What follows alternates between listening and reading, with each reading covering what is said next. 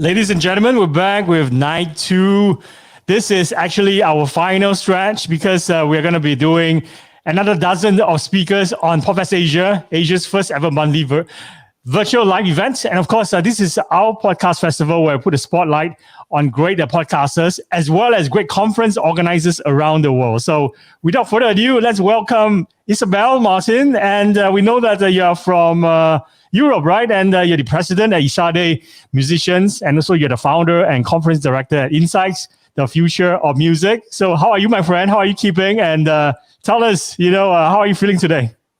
Hello, Wayne. Thank you so much for having me. It's really an honor to give my first podcast. To be honest, I'm a bit nervous, but I'm really looking forward to it. You look really calm and collected, and so Great. I don't feel nervousness at all. I think you're doing fine. So let's maybe jump in with the first question for you. Can you tell us a bit more about Insights, the future of music? It sounds like something that I would, 100% sign on for because I'm a big fan of music.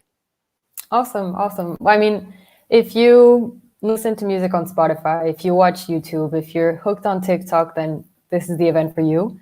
Insights, the Future of Music is an international music conference that takes place next week on Thursday, Friday, Saturday, March 4th, 5th, and 6th. We are gathering 23 speakers from industry-leading companies in the music industry to share their recent experiences, successes, failures during the pandemic, what they think the future of music looks like. And the companies include Spotify, Universal Music Studios, YouTube, TikTok, Billboard, Chartmetric, Museo, Amuse. It's really speakers from all areas of the industry. And as you'll see, if you go on our website, we have a carefully curated schedule. Each day has a theme. First, there's music industry overview, where we have music research, music data speakers, to give a broad overview of what the industry is looking like. And second day, we have distribution platforms, alternative financing models, record labels. And third day, we end with a banger on live music and recorded music. This is fantastic, and it's super exciting because there's actually so much elements of music, which, music is in my blood. That's why when Really? I found out actually, the founder, and at the same time, you're also the director, right? The conference director for this Insights, the future of music. It really excites me, and I wanted to bring you on immediately. So how are the majority of fans that are attending Insights watching or listening to the conference? Do they get to participate and ask questions during this Insights event as well? Yes, they do. So registration is completely free, no fees at all. And it will take place online, of course, on Zoom webinars. And this allows that people can ask questions throughout. At the end of the talks, we'll be alternating between talks and panels. So it should be really interesting to get speakers' input and the audience input. We're very excited. This is great. I think the ability for the audience to be part of that Q&A as well is really exciting. Exactly. And how did this idea, or should I say, how did this idea for Insights actually come up? Great question. It's been a collaborative effort. So back in December, so it's been 3 very busy months in the making. A now friend, Juan Bril, who is our co-founder and head of promotions, he had been to one of Isade Musicians' webinars, Business of Music, and he reached out to me. He said, hey, this is amazing. Why don't we gather speakers from Barcelona music industry to tell us about what the music scene is today. Thank you, Juan. I thought that was an amazing idea. And I thought, wow, this is brilliant. Why don't we make it something huge? Why don't we, instead of focusing just on Barcelona, let's get speakers from everywhere. Now we have speakers joining from Singapore, from South Africa, from Germany, from Stockholm, from the US.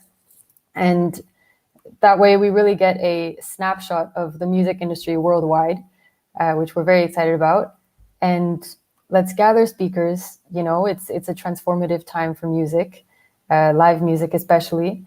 Let's gather speakers from all areas of the industry so that they share their experience and give a music industry forecast, if you will. And again, I'm super grateful to Juan Bril, who I mentioned earlier. And since then, the project has flourished. I mean, we have Shai Machtimi as well, who is my vice president in Israeli Musicians and also our co-founder and conference coordinator. She is my right hand. I know I can count on her for everything. And she's been there since the beginning as well. Really amazing. Juan Fer Gracioso, he's an MBA student at ESADE as well, who reached out. He said, hey, I want to be a part of this project. Let's make it bigger. He's really helped transform the whole plot line of the event. And Mathieu Bertrandy as well. He's our head of logistics and tech. Without him, he's the calendar of the event. So he keeps us all on the same page. He makes sure we're working fast paced. So it's really, none of this would have been possible without every member in the team.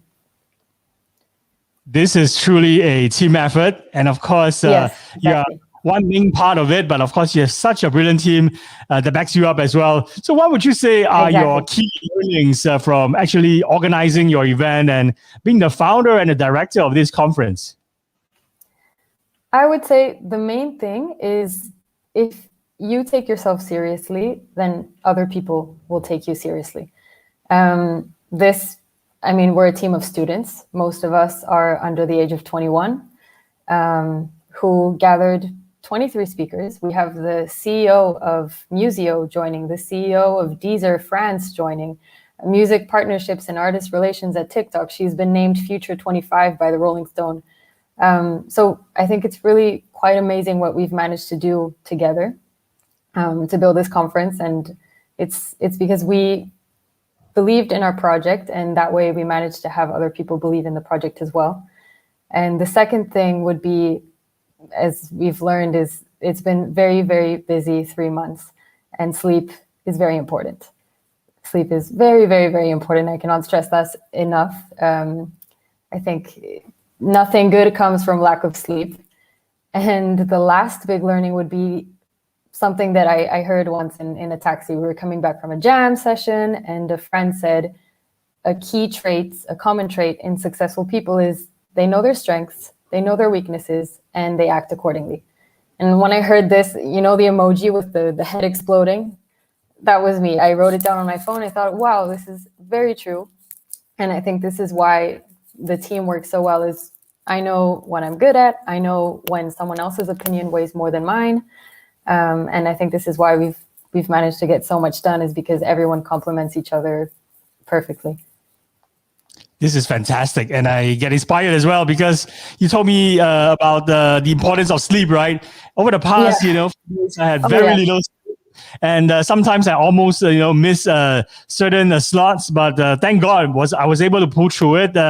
Lack of sleep is definitely a big issue. How I wish I can get time in between. But hopefully the next time when I do a conference, I'll take your advice and maybe space it out a bit wider, so that I have more than just 3 hour naps. I get 8 hours, at least. No, tomorrow you have to rest, okay, Wayne? Thank you so much. Take a day for yourself. Yeah, so kind. So I have another 4 or 5 more questions for you before we let you go. So we definitely want to know, when did you actually start doing music conference projects? And I think this is also considered a passion project, because I could feel that your love of music, is in your blood. So when did you start doing music conference and at the same time passion project like this one? I think I'm eternally grateful to my family for this one. They've always encouraged me to develop my passions. You like music? Okay, do something musical. You like photography? Get a camera, start taking pictures, contact someone who is into photography, who can teach you, who you can learn from. And they would help me when I was little. I wanted to make a movie, and my mom was there helping me write the script. And at 15, I was into fashion. I wanted to join the fashion industry, and they helped me, start a blog where I would take photography. One of the people I shot pictures of, Carlien Assa, now his modeling career is booming. So I think that's amazing. And I also started a blog when I was 16 of young creatives in Washington, D.C., where I grew up. This led to me being invited to being we called it creative director of an online shop organized by high school students. It was a charity project, and it was a thrift store online. And then I sort of stopped the passion projects. I went to university, moved to a different continent. I moved to Barcelona. and I sort of lost focus a bit. But I think we can all say with the pandemic, it's been a transformative year, right? We're almost at the anniversary of the world shutting down. And I spent 3 months in self-isolation in my apartment in Barcelona. And this was very transformative for me. And I really thought, okay, I need to do something. I need to do more. And since then, we've been doing the Business of Music webinars, which I'm very happy about. And I've learned so much doing it. Now the conference is happening, and now I'm in my first podcast. So thank you so much, Wayne, for this. Wow, so much is happening in the space of 1 year, right? Yeah. And I think it's remarkable and also inspiring at the same time that anything is possible. You can create something from nothing. And if you put the right mindset at it, right, anything is possible. So I'm going to maybe ask you about something that is in your blood, which is basically your love for music. So what type of music genres do you like? And what concerts have you been to? Oof. Well, I'm Mexican and French originally, so this has a huge influence in the music I listen to. My parents are also musicians. My brother is an amazing drummer, so I listen from anything from punk rock to merengue to chanson française to hip hop, R&B, and I've been really lucky to go to concerts with Stromae, Eagles of Death Metal, Orishas from Cuba. Gypsy Kings, so it's really a big mix. Clean Bandit, the Kooks. I think few experiences compared to the experience of live music, and I think we're all looking forward to the comeback, the big comeback of music festivals, concerts. Oof. Yeah, and some of the bands that you name drop, right, are my favorite as well. Really? Which one? Death metal. I think that's a band that definitely want to talk about a bit more because I know that in France they had this incident a few years ago, right? It was like an attack. It was a very sad day for music, for France as well. So I understand that you have seen them live before. At which venue did you watch them? So it was in Washington, D.C., the 930 Club, which I hope they're doing well and they're pushing through this tough time. It was there, and it was actually 1 month before the Paris incident. So wow. I think I wish the best for them. I think since then they've recuperated beautifully, but I hope the club is doing really well.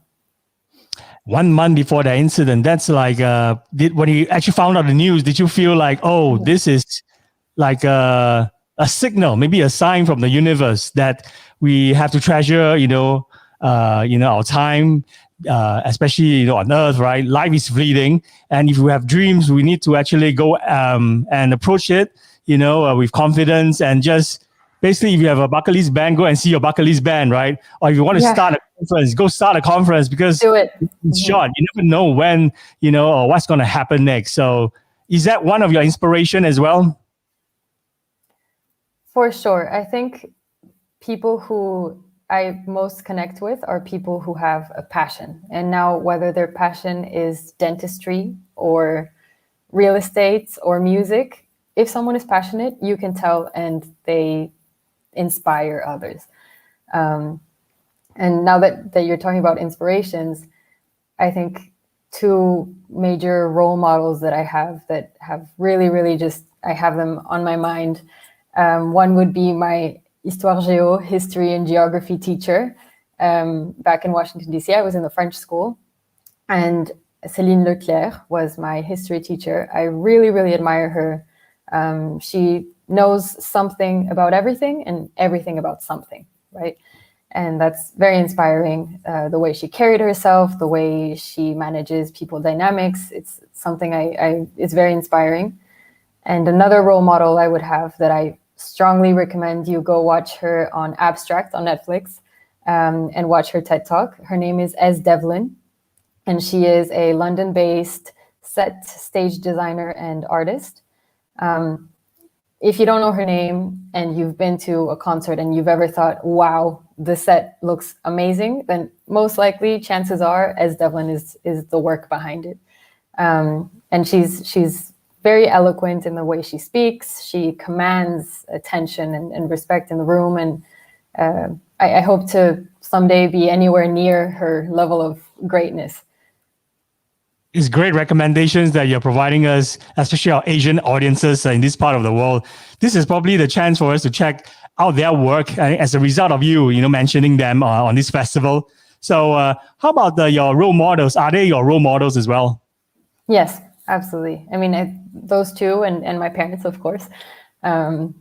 I think I come from a family of very hardworking people. My grandmother is nearing her 80s and she is traveling the world, working, following her dreams. So seeing people like that, it really makes you want to do the same. So shout out to your parents. Yes, gracias, chicos. And of course, Isabelle's family as well for inspiring her and becoming her role models. Exactly. Last two questions for you. What do you want for your career? Hopefully this is just the beginning. I'm 20 years old, so I hope that I'm just planting the seeds right now. But what I've had clear since forever is I want to work where business and the arts meet. Now, whether it's cinema, whether it's fashion as an art, whether it's music, I have to be in that intersection. That's what inspires me. That's where my strengths are. And I think that's where some of the most creative and interesting people lie. My next step is Copenhagen Business School. I can't wait to live in Copenhagen. It's one of my favorite cities. And I have my eye on a music festival management course and a fashion entrepreneurship course. So we'll see which path I take, but I'm excited. And it's so exciting to hear this, on the other side of the globe and talking to a 20-year-old who's already doing so many great things. When I was 20 years old, how I wish, I had my own conference and I'm on to such, great, exciting, creative projects. It's like even talking about it is giving me goosebumps, So it's really incredible to be talking to someone as young as you and already achieving so much, in a young career. So our last question for you before we let you go, what do you actually hope for Insights, the future of music? Oof. I hope that it fulfills its purpose in sharing useful information. It's a common benefit to anyone in the music industry to share their experiences and learn from others. And I hope that the audience has great questions and that they really, really enjoy 3 months of work in the making. I hope we can all enjoy it and learn something from it. I wish you great success with your career, with your conference and all your future endeavors. And of course, a great conference as well. I've signed up, so I'll definitely be there to attend this conference and lend support. And I'll get the word out as well to get all podcasters from Asia to come and support this event. I think there's so much Thank you so much, Wayne. From this great conference that you're organizing, that you founded. And of course, music is in the blood of every podcaster as well. We are just... it is, right? We all have music in common. No matter what language you speak, no matter where you work, everyone has music in common. So it's bridging the world, hopefully.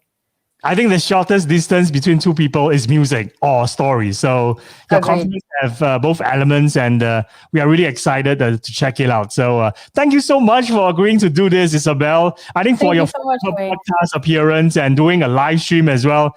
Yeah, completely brave, and you have nailed it. You have crushed it. You have actually done a great job at it. So hope to see you back soon on our festival, maybe in the future in-person event in Singapore where we can actually fly you over and you can keynote our conference. I would love to. I would be honored. Thank you so much, Wayne, and rest tomorrow, huh? You owe it to yourself. So much. Yeah, thanks for your advice. Sleep, more sleep. Yes. Yeah. Thank you so much. Bye. Goodbye. Ciao. Yes.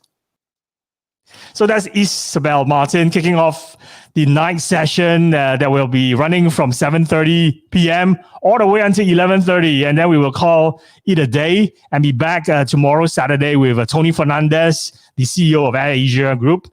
And it will be great conversation with all these incredible people. And I urge you, to kick things off, right? I think Isabelle has, again, allowed us to borrow her wisdom in terms of how to actually run a conference and how to actually pursue your dreams, right? So do check out her events. It's Insights, the Future of Music. So this is basically the name of her conference, and even some of the great founders from this part of the world in Singapore. Hazel Savage, I think, is one of a keynote speaker. So go check her out. She's the founder of at Museo, and she will be also making a debut at Isabelle Martin's Insights, the Future of Music event. So do check that out. So in the meantime, let's take a short break. I'm going to my restroom break, and I'll be back probably in about 5 minutes where another guest will be coming on to share more wisdom and experience of doing more podcast shows and more conferences as well. So be back soon. I'll see you guys.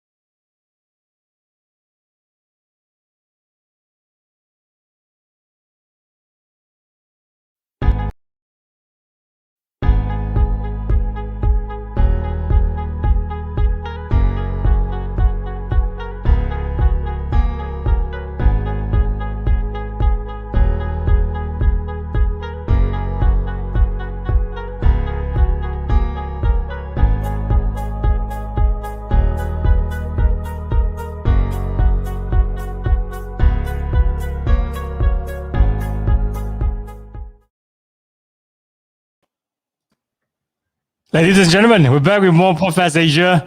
Day 2, night session, and we have Rina Sunder. Did I pronounce your name correctly? You did pronounce it correctly. Thank you so much, Wayne, for inviting me to this conference. Thank you so much for agreeing to do this. And we are so excited because you are, for the first time, you're making a debut in our speaker lineup. And we know that you're an investor, lecturer, and speaker who's dedicated to the topic of innovation, technology, and doing business in India and Asia. And you're the chairman of the Norwegian Indian Chamber of Commerce and Industry, and also the author of the textbook, That Modern India. I hope I pronounced that correctly as well. I think that means the modern India, right? And you're also the founder of the NGO, That Modern India. So how are you doing today? I'm doing very well. I'm so excited. I'm more wondering, how are you doing running this marathon? I'm actually, super energetic still because I get so much feel from all these keynote speakers, including you, who bring their A game to this festival. So you guys are inspiring me to keep doing this. So thank you again so much. Yeah. Wayne, I have a presentation. Should we see if we can can share the screen? Should I just press the share button? Yes, please go ahead. Then we're eager to find out what you can share with us shortly. Press that button below. You can see there's a plus sign with a share. Click on that. Do you see share it? Screen. And then yes. How do I open the PowerPoint presentation?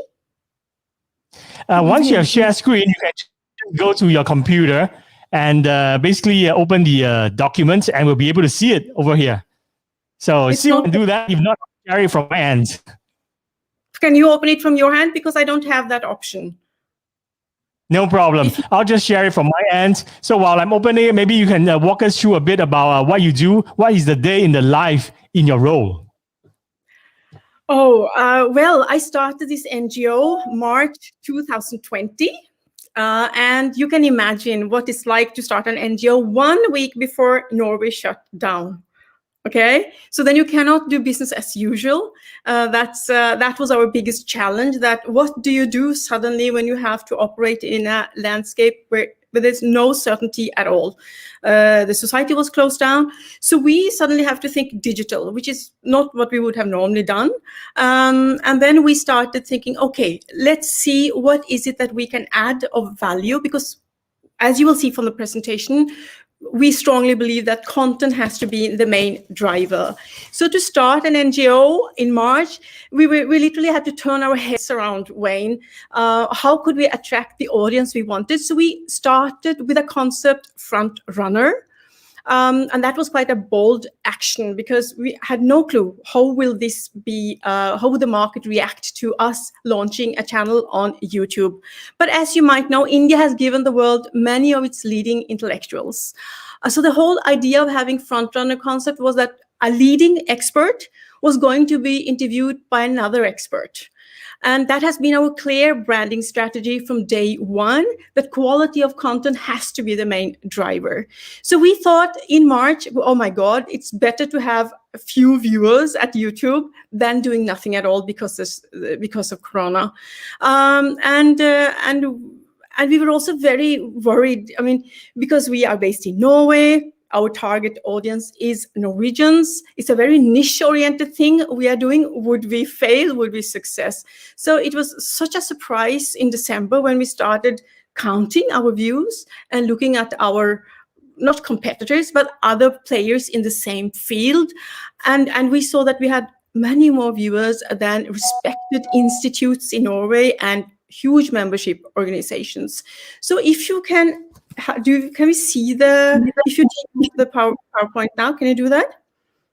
Yes, I'm currently opening the file. So let me just open it on my Chrome tab, and then I'll share my Chrome tab with our audience as well to see the beautiful slides you have actually prepared for us for this festival. So without further ado, right, let me just see whether I could just drop it into that shortly. One moment. Because then it's easier for the audience to see how we developed our strategy. and why we strictly kept on believing that content has to be the main driver for whatever we do. So let's just wait. So I guess the whole world has been affected by Corona. We all suddenly have to be very digital in every way. And the second step for us was to have a podcast. But I have the numbers in the presentation, so let's just give it a few seconds. So sad I cannot open it from my side. Yeah. So I think what we are seeing right now, are you looking at the slides in the middle of the screen? Is this the correct one? Absolutely correct one. Okay, yes. Please, over to you. Yeah, so then you will navigate, right? I would say let's move to slide number 2, all right? Sure. Thank you so much, Wayne. I'm looking forward to this cooperation. So as you can see, if you move to slide up, if you see it from slide number 1, you will see that we have focused on that content has to be the key. And we were very surprised in January, I got this email that your podcast has been trending as number 2 in Norway the whole of January. And in February, we ranked the number 1 spot. So that was, of course, a pleasant surprise. If you move to slide number 2, Wayne, you will see how we developed our strategy. We were thinking like we want to have top-notch people who have excelled excellently in their field. We want them to share their experiences and thoughts on Norway and India. So we had the Professor Nirmalya Kumar, who is one of the top 50 business thinkers in the world. He's ranked that.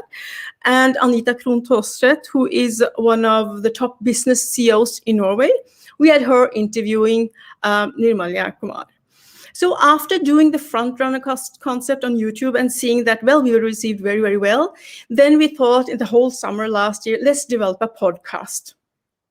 And I just want to share with those who are new to podcast, I was really nervous. I was like, oh my God, we need 2 months just to do dry run, There's so much technology that has to be coordinated. This is going to be really tough. So when we received that podcast equipment, to my surprise, it was like, not even 1 hour, within half an hour, the whole setup was there. So for those of you who want to enter this beautiful world of podcast, don't let the technology put you back. But we also did our market research because we believe that during Corona, if we can give people or our members more freedom to actively seek out the content they want on YouTube, Spotify, or Apple Podcasts, we thought that is our main strategy as long as Corona is there. So if you move to slide number 3, we did spend a bit of research to see what are the trends when it comes to the podcast market in Norway. What are they showing? And to our surprise, the growth of podcast listeners have been really, really high. And 43% of Norwegians listen to podcasts. And they typically have higher education and high income.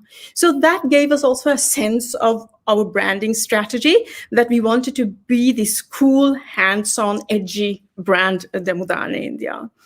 But we have spent a lot of time discussing which guests do we want to invite.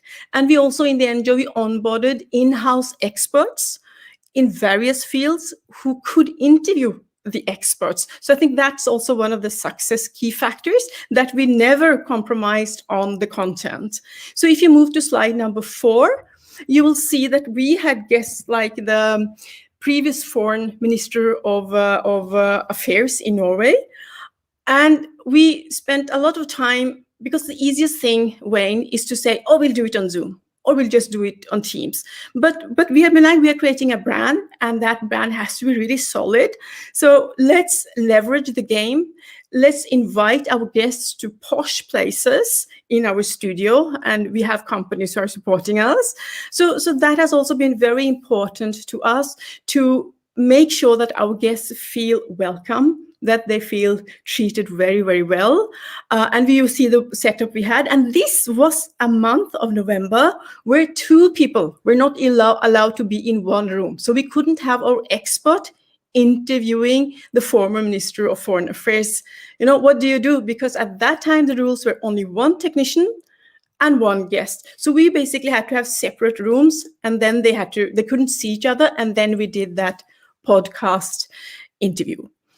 And we are also very lucky. Norway is a small country. I think people also are very happy to invite it physically to go somewhere.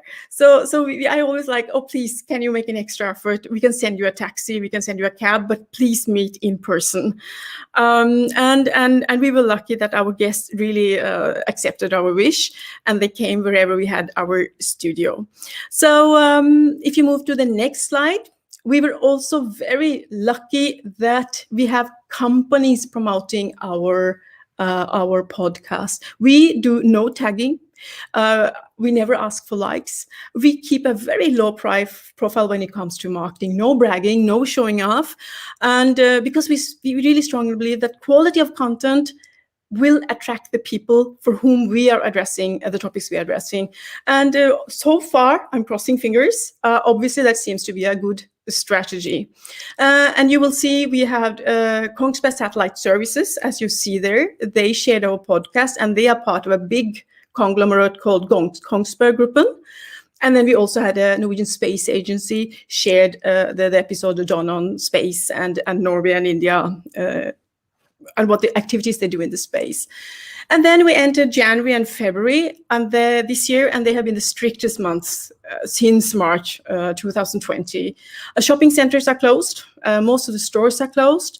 Restaurants have been closed since January. So now they've opened up slowly. So in that sense, you get demotivated also, because you cannot push people to come to your podcast when families are not even inviting each other to celebrate a birthday. So it's a little bit down thinking you have, oh my God, another challenge. What do we do with the guests? Who will be willing to come? How much can we push them? So then Clubhouse came. And that's where we got to know each other. So I'll move to Clubhouse later, but for podcasters, I don't know if you invite them to the studio. Of course, during Corona, that is the challenge. How much should you push your guests? Which timing? You cannot invite them to your house either, as CEO in your house or foreign minister, because that is allowed. You can have 4 people invited around the dinner table, but you cannot enter that zone with your guests. But I'm so happy we entered. The Clubhouse came, and then you had another question for me, didn't you? So far, so good. I have no questions at this moment. Please continue. All right. I thought I would share with you, if we move to the next slide, I thought I would share with you what is it like to be a leader in Norway versus being a Norwegian leader in India, because the difference is huge. So actually our first podcast episode was with a country head in India.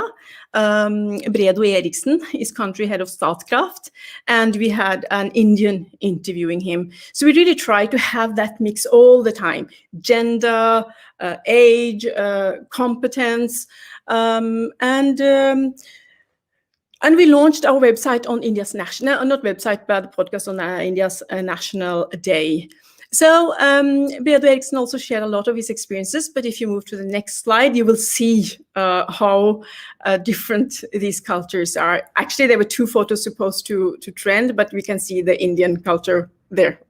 The colors, the way people dress, everything is so totally different from what it's in Norway. But when you look at being a leader, first dimension that's important is that Norway is a small country with 5.5 million. It's a very egalitarian society. If you move to the next slide, you will see that this is typical West and East. And you see that pink thing where it says Norway. That is very much how companies are driven in Norway. You don't need the approval of your boss. They have trust the employees really, really much. And everybody's expected to take part in the discussions in Norway.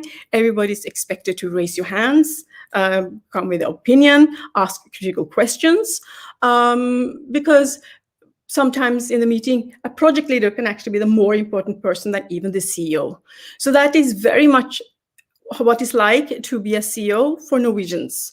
And in Norway, the work and private life is also very separated. So I think in Norwegians going to India, it is quite a shock, because suddenly you have to deal with a totally different system. which is very hierarchical. And I mean, India is not like this hierarchical. It is huge difference between the strata of the society. So I think that is the biggest and complex issue that Norwegian leaders moving to India face, that they have to get used to Indians not being maybe that active as the Norwegian employees would be.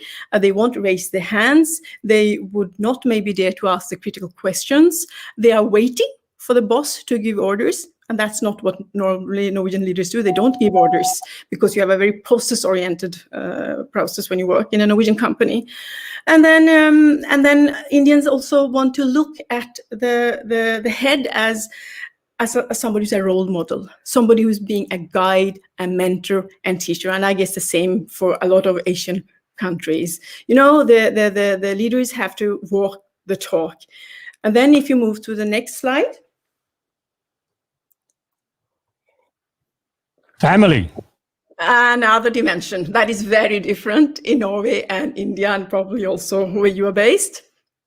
I think Norwegian leaders, when they come to India, they have to understand that India is a very collective society, you know, very traditional and also very spiritual society. In Norway, you have this small family, as you can see in the pink. You have your parents and you have your siblings, and that's family.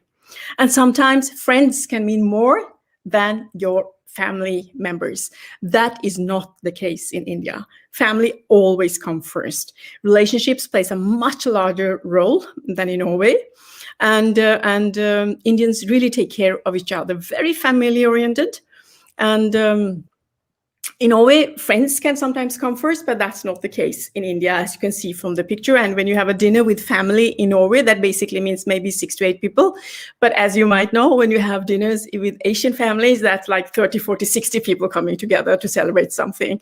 So I think Norwegian leaders find it very fascinating and maybe strange and odd to be engaged in all these family-related things that are happening with the Indian employees. Let's move to the next slide. That's another dimension that Norwegian leaders and Indian leaders have to be aware of. Communication is hard across cultures, and it has nothing to do about Norway and India. You can even go to England, Norway, England, and the culture, the way you communicate is different. But Indians are very pleasing, like most of us Asians. They will never confront somebody, while Norway is a society where we're very direct and you dare to confront, hey, what did you mean by that? Indians might find that very offensive. And then, of course, you have this head shake, which Indians have. Probably you also know that, which Norwegian leaders moving to India, they have to look for clues, what is actually said and what is expressed and what's behind the behavior. And Indians cannot say no. So it's very hard for Norwegians to really know what their employees want, because they are pleasing and they will never express the disagreement openly and direct. And then let's move to the next slide. That is the last dimension I'm touching upon, why it's so different to be a leader in Norway versus India. In India, we have something called Indian stretchable time.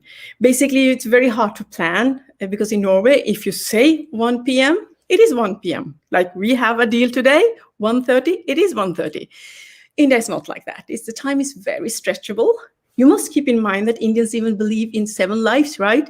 So time is nothing that's rigid and strict.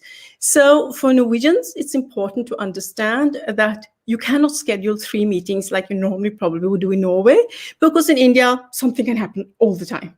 You know, maybe some relative have passed away and then the CEO suddenly have to postpone something, or maybe in a meeting, you have scheduled a meeting to be for 1 hour and you will see your Indian counterpart speaking in the phone while having a meeting with you, and then the meeting might be longer.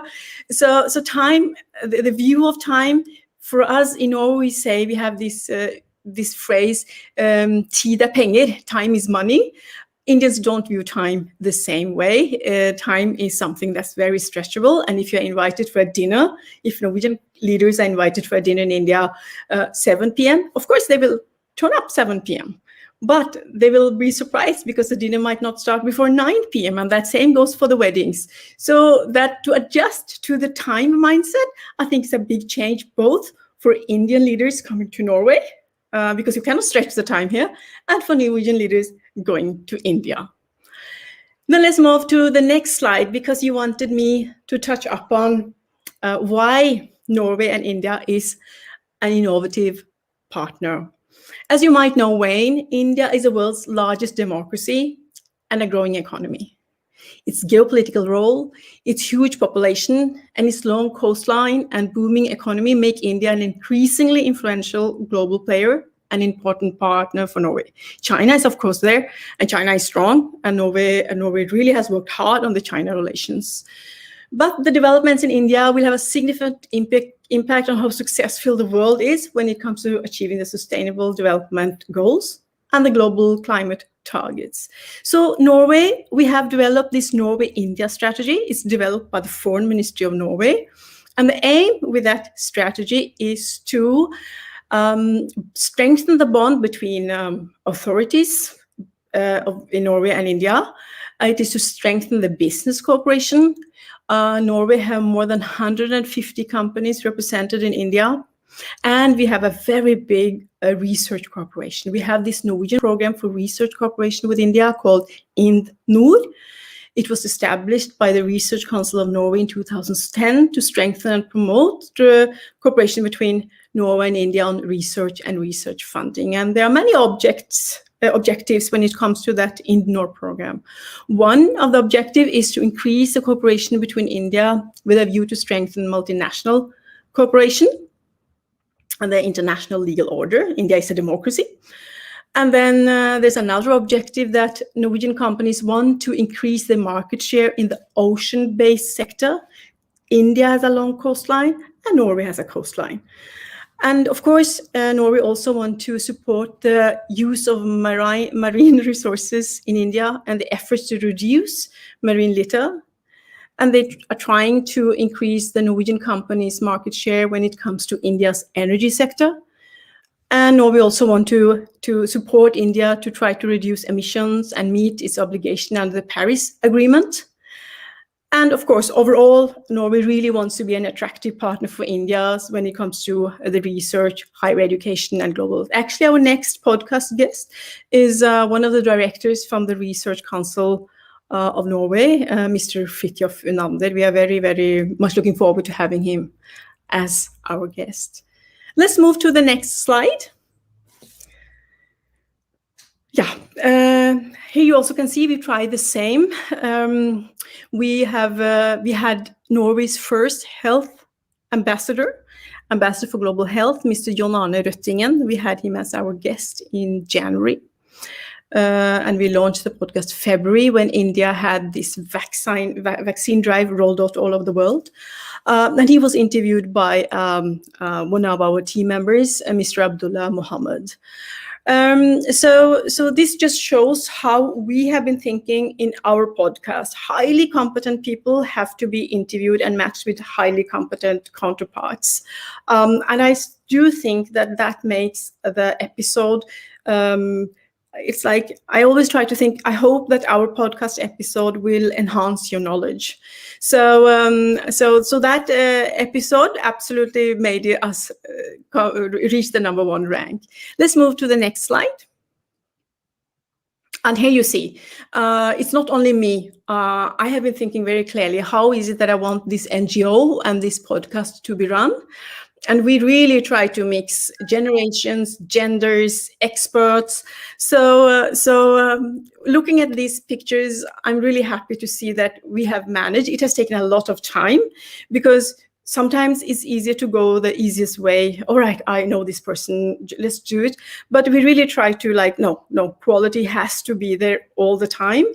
And then we have to keep that social distance factor all the time. So sometimes the companies have said, as you see the lady wearing that turquoise, we are not allowed to meet anybody outside the office. We are not even allowed to have meetings outside the office. Can you come to our office and we can do the podcast there? And then you see the gentleman below wearing that blue blazer. He was very open. I said, okay, seriously, we can do nothing, but we have to do something. Are you willing to come to my place? Because we cannot stop having podcast episodes. So I'm always trying to stretch and see, Are they flexible? And I'm very happy to see that we have the youngsters with us, we have seniors with us, and people are very highly engaged. And for me, it's important that both our guests and our hosts, I mean, this podcast belongs just as much to them as to me. And what's cool about, if you move to the next slide, we were discussing on Clubhouse. What's cool about Clubhouse? I have been on Clubhouse for 3 or 4 weeks now, 3rd of February, 4 weeks. And I think the coolest thing about Clubhouse is I got to meet somebody like you, Wayne, you know, that the world has really become flatter and smaller, that we are into these small, intimate rooms where you can be vulnerable and share, excuse me, I'm really stressed. I'm planning this. Do you have any advice? And, you know, people are so happy to share the advice. So I was literally sweating for 48 hours 2 weeks back. I was like, what have I done? I've said, we're going to roll out seminars. I have never been a moderator. What have I done? And then the support we get at Clubhouse, you know, and I was like, how do you market it? You cannot market it, Rina. I'll send you screenshots. You can do like this. You cannot do like that. That community is so beautiful. In this time of Corona where we sadly cannot meet face to face, I am really happy because Norway is so totally shut down that Clubhouse came at this timing. And then suddenly we could be fast movers and roll out seminars every day. And the cute thing is that Clubhouse is new, totally new in Norway. And selected people are invited to this platform because that's the whole strategy of Clubhouse, right? It's an exclusive app and you need to have an invite to be on the app. And the app is still in a beta phase, but we wanted to give the app a try, being motivated by our podcast trending and performing so well. So we started hosting daily seminars since last week, and that was a bold decision because we knew that very few Norwegians had access to the app. We knew that potential guests might be reluctant to say yes because nobody really know yet what is this Clubhouse. But we are very lucky that our guests did accept. And as you know, Clubhouse is all about voice and the spoken word. And it adds value. The value comes when people are engaged. So I don't know if it's the stars that are working for us or if they are the gods in the universe, but we were very lucky to have 70 people attending our first seminar.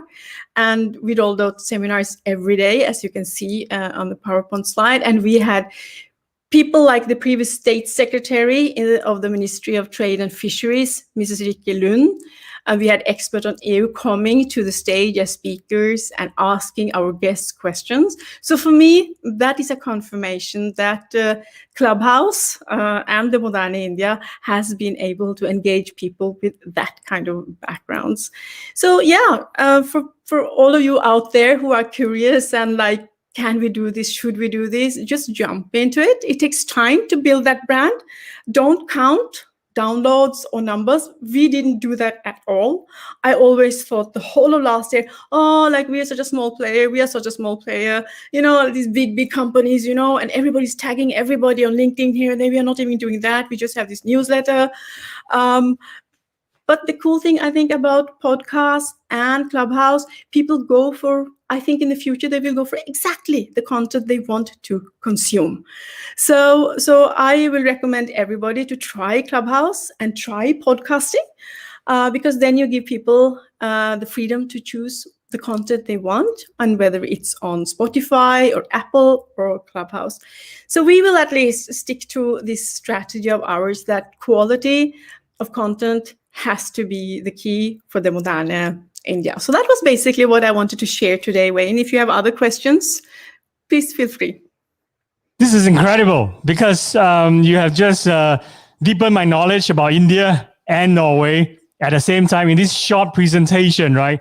I understand so much more about the culture and also all these thought leaders and these people who are doing great things for the NGO as well. I think you have an incredible team who is like doing this podcast show and they are putting together so many awesome guests and co-hosts, right? I see that every episode you have different lineup for your co-hosts, for your guests as well. And you swap things, you know, and mix things up really frequently. So that's really interesting and refreshing for us, especially our audiences in Asia, to listen in and to find out more about these two fascinating countries. So I'm just super glad that, you're also doing this, on this festival and doing this on Clubhouse as well, where we actually get to know each other and get connected, right? And then within a week, you're on the festival. Yeah. It's so incredible that you're doing Norway, India rooms already, and your first room has 74 people showing up. You're and so excited, right? Yeah. Exactly. And these people are not just, people that you interview on your podcast, but also any average Joes and Janes, right? Who happen to have Norwegian roots, or maybe they are maybe based in India. And when they discover your room, they're able to get engaged in these conversations and topics that we created for them. Yeah. But isn't it amazing? We finished this in 30 minutes, Wayne. Exactly, on the dot. So thank you so much for coming on. And I really appreciate you for doing this. And next time when you're hosting a room, please send the link to me so we can also bring over some of Podcast Asia community. We have many Indian podcasters who are on this festival and to reconnect. Would love to do that, seriously, because that's our next step.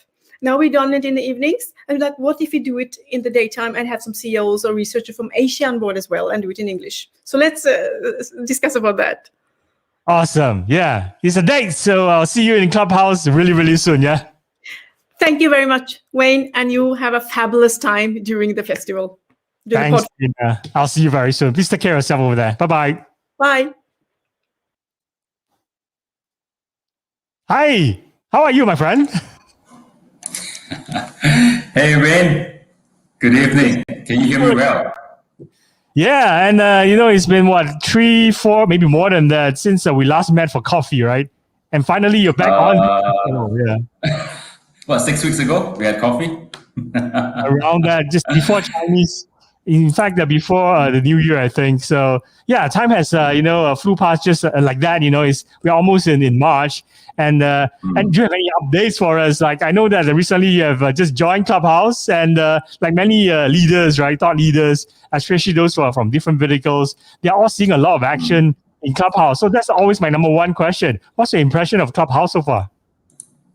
Well, thanks for the invitation. I got myself involved in Clubhouse. I would think that other than that one quick short session in the afternoon that I had with you on Clubhouse, I have not logged on to Clubhouse since. And it's just amazing that technology, right, it enables us to do things that the things that we can do right now. Having a Clubhouse platform where anyone can get a show going, and inviting guests onto the stage and jam together, like the term that you use, right, jam together. And then getting audiences, see who's in, who's out. People can just jump into a conversation and jump out. Things that are interesting, you stay longer. Things that are not interesting, you move on. So I think it's just amazing. It's all converging of the social to audio to media. It's just amazing. Yeah.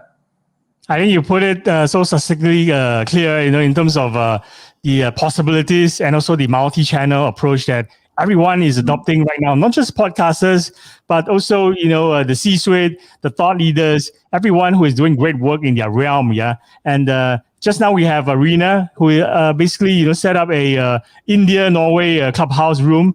And she sees so many incredible people joining in and be part of the conversation, right? As, we all say, the distance between two people is a story, or in this case, it's Clubhouse, because that really connects people.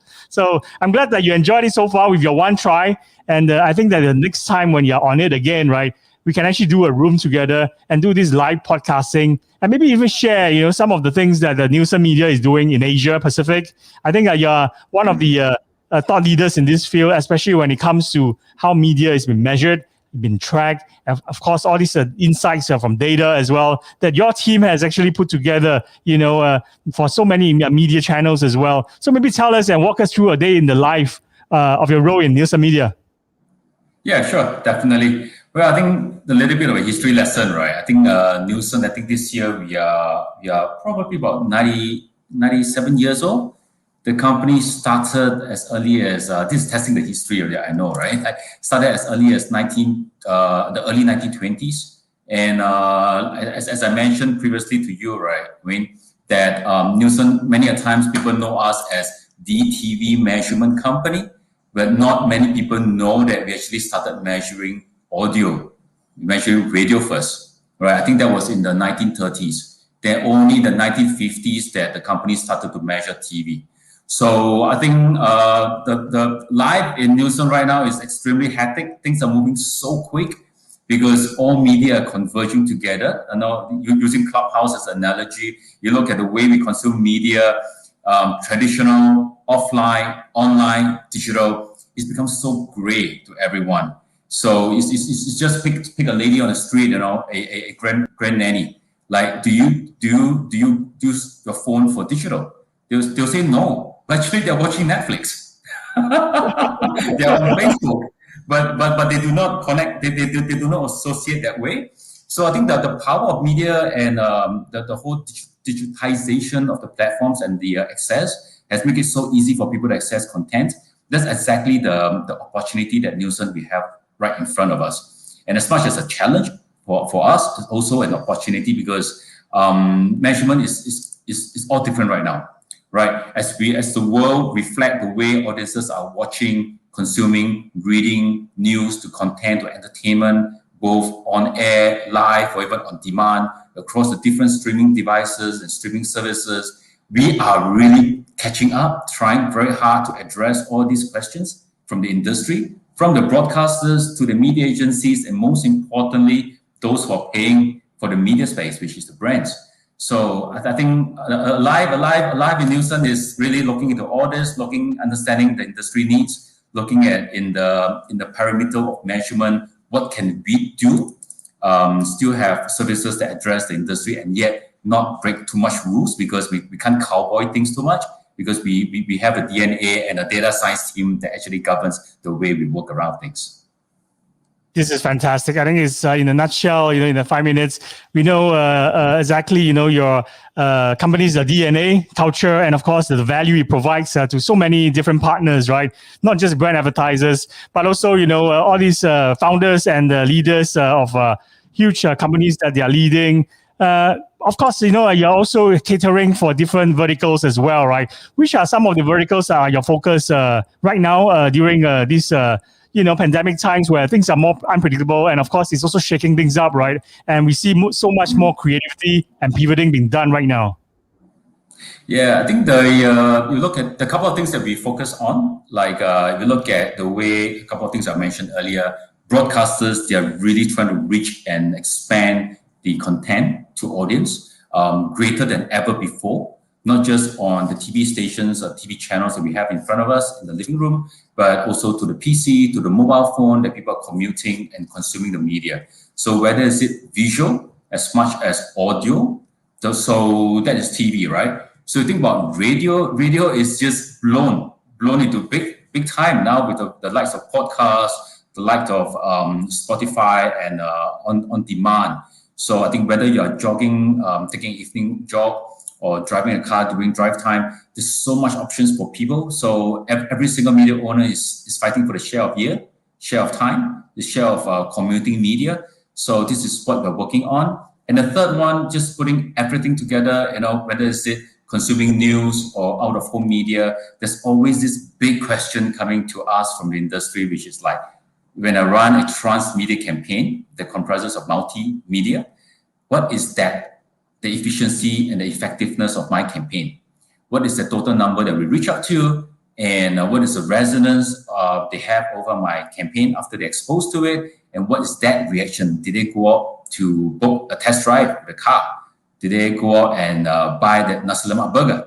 Did they go out and use a coupon to redeem a free pack of shampoo? So ultimately, it's all drive down to measuring the reach, measuring the resonance, and measuring the reaction of how consumer, or in the terms of media, how audience are reacting to what they see on screen, on digital, what they hear and exposed to. It's like you're helping so many, companies and organizations, right, make sense of all this data that you're collecting for them on their behalf, and helping them to provide these easier way of decision making based on insights and data and analytics, right? So this is definitely a godsend, and of course, you guys are doing such great work in this field as well. So maybe we'll move on and maybe backtrack a bit and talk about your career journey. I think it's very interesting for us to put a spotlight not just on podcasters, not just on those who are doing live podcasting on Clubhouse or going to, or those who are doing great work in terms of helping all these brand advertisers, to make sense of all this data. But tell us, how do you get started in this industry, and back it up to the time when you just left school until now. How do you turn, to become someone to doing this role in Nielsen Media at this moment? Right. Okay. So not too long, my career. Right out of school, just about slightly above more than 20 years ago. I think my first job has got to be the most fun job I ever had so far. My first job was a production assistant on a set of a TV commercial production. So I worked as a freelancer, as a production assistant to a number of production houses. So the likes of the Yara Films, the big names back then.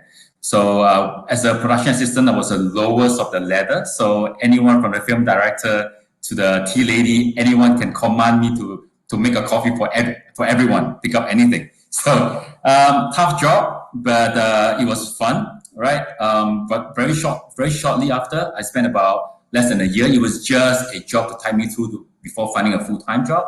So in a short time of that, I landed myself a full-time job in starting in radio, to the topic that we have right now, right? The microphone right in front of you. So I work for MediaCorp Radio as a radio person to work with agencies, how to utilize radio as a media platform to communicate to audiences out there. So the likes of your Class 95, Ju San San, and Ju Ba. So I work closely with the stations, and it was great. It was fun. It was my first exposure to how a media platform works and what are the measurement matrix that's needed to justify why the investment to the platform is needed as part of a total media. So from then on, my career brought me to the likes of a media agency, and eventually publishers, digital publishers, and broadcasters, and then finally I had a job in the Singapore government, and back then it was called IDA, Infocom Development Authority, where I was part of a team. We called it the Digital Marketplace Team, the DMP team, where we managed a kitty bag of funds where we give out as grants to companies out there, people like the broadcasters, to the technology enablers, to build Singapore as a hub, as a queen bee, to attract companies, to set up businesses here, to bring experts here, and then flourish the whole industry as an ecosystem. And it was then there that I was working closely with most of the broadcasters and media companies. And of course, the kitty bag of fun, I'm still looking to how to bring in other players into the ecosystem. And one of the things I had in mind was measurement. So I was like, in what space of measurement, what can we do as a Singapore government? That's how I came in touch with Nielsen, where we think that there could be a key role that Nielsen can play as part of enabling the whole industry. That was how I got in touch with them, and the rest is history. Very shortly after, within a year or so, I was brought on board of Nielsen and be part of the team. And ever since then, a good 9 years have passed, and I've been with Nielsen since 2010. Yeah. I think the most interesting highlight for me when you're walking us through your career journey, right? I think it's a fascinating and incredible career journey. The most fascinating part for me was when you were with radio and working in radio. So you must have a lot of tips and strategies for those radio broadcasters in terms of how do they actually crush it when they're doing the radio shows, right? So maybe this is where you can actually help our podcasting community and give us some tips and strategies. How do you make your podcast better? You're putting me on the spot. By no means I'm an expert. Okay, I'm not a content producer. I'm not a voice behind the radio stations. But from measurement, from the way we see podcasts, it is so unique. Podcasts can come in a form of the 5 minutes, or the 10 minutes, or some half an hour or more. Regardless of the length, what we notice in terms of measurement is the content, how genuine the content is, and how well it's being structured. Okay, maybe structured may not be the word. It could be has to be something that's a rapport between whether yourself or with a guest on your podcast, and have a very candid conversation. It's just like sitting in a cafe. You hear someone at the table next to you talking about a subject that's of your interest, and the candidness in the conversation, it makes people tick. So I think the podcast part, and what we noticed from the resonance, the way we see the measurement is some of these podcasts that are doing well seem to have that kind of like flavor, the kind of element being incorporated into the production. That's fantastic. I think like either it's called a podcast or it's called a clubcast, which seems to be the way it's gonna be right in 2021. The DNA of doing a great show is still the same, to really engage and basically bring the distance between two people together, right? And being great storytellers, like what you mentioned, to cut through the noise, but still being able to gain the trust of your guests, and the guests actually are able to not just show vulnerability, but to actually, share some of their life journey stories as well. And of course, how they are facing certain hurdles or challenges in their business, and how, maybe the host can actually provide some value and bring something to the table as well by sharing what they learn from other guests on how, they can actually use technology or use data to really, improve on how things are being done, especially in this time when we have the pandemic and everyone is pandemic pivoting. And we see so many different businesses now transforming into, the new digital business. So, it makes this heavy lifting easier if we have you, engaging your audience and talking to them and finding out what are the challenges they face, and then you provide them this solution. I think this is also part of the responsibility as either a podcast host or a radio host or anyone who is doing their own shows, right? So thanks for making sense, of that for us, and inspiring us, from some of your learnings during your radio days. So we know that, one of the key things that some of your clients or your partners, they are finding difficulties and challenges transitioning to this new normal. And it seems like every day we are seeing a new development or new change in the media field as well. So like we were just talking about Clubhouse earlier, and I want to maybe get your hot take, like a year ago in this podcasting realm, right?